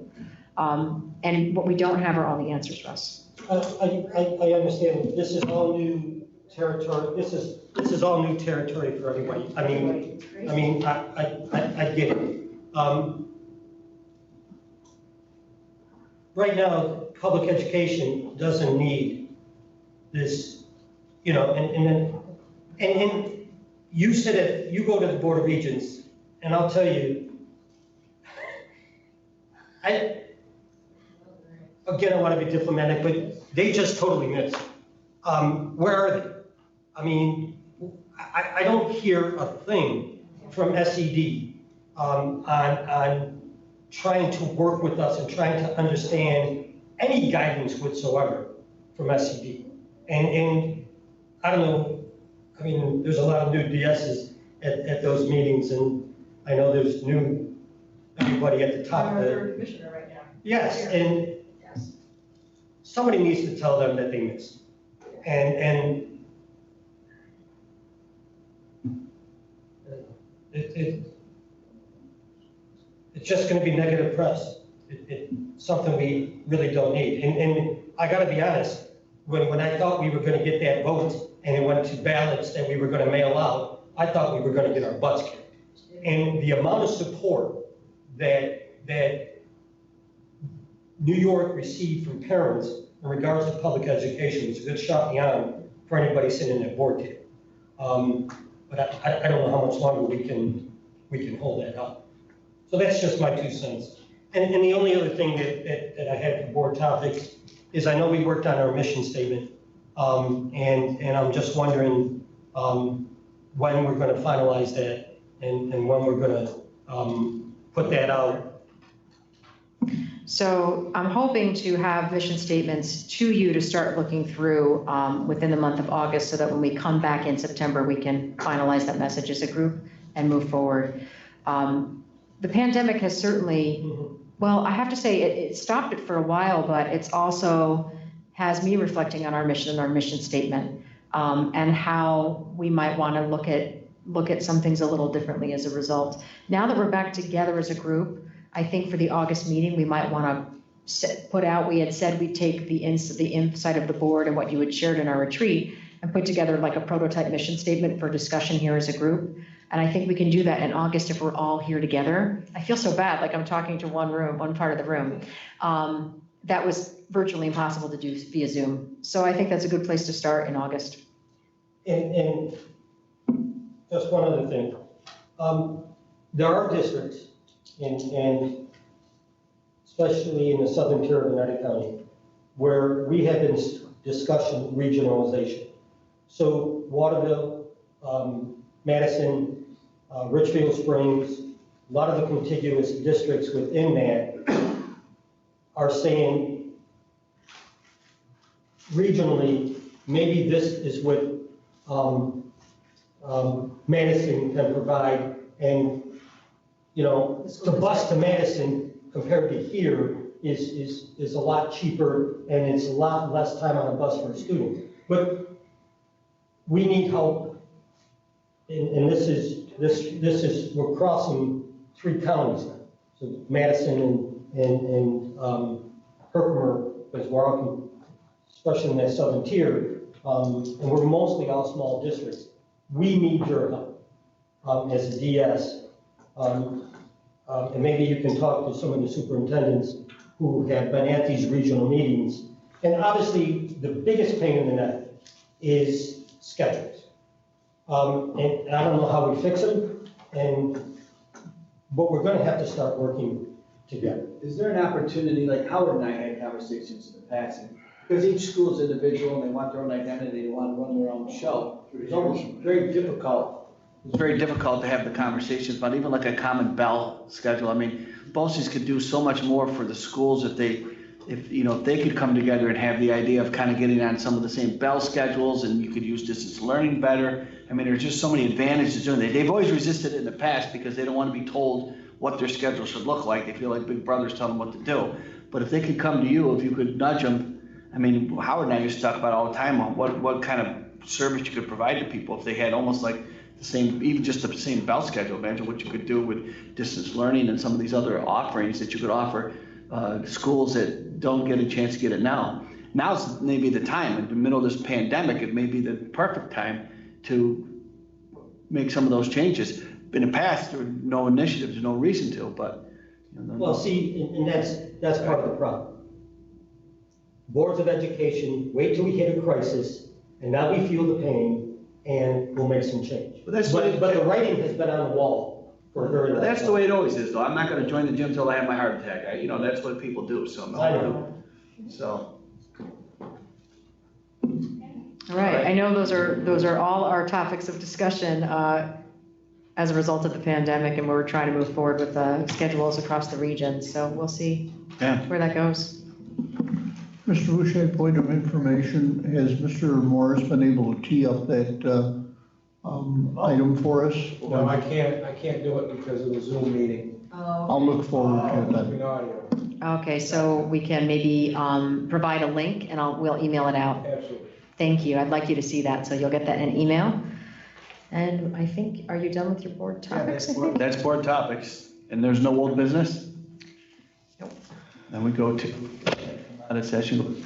Yep, so you need to make a motion to executive session, and without the intent to convene again to make any more decisions or any more votes, so that Scott can actually stop the recording of the meeting. So you need to make that motion. So we need a motion. We need a motion to go into executive session. Moved by Mr. Stewart, second.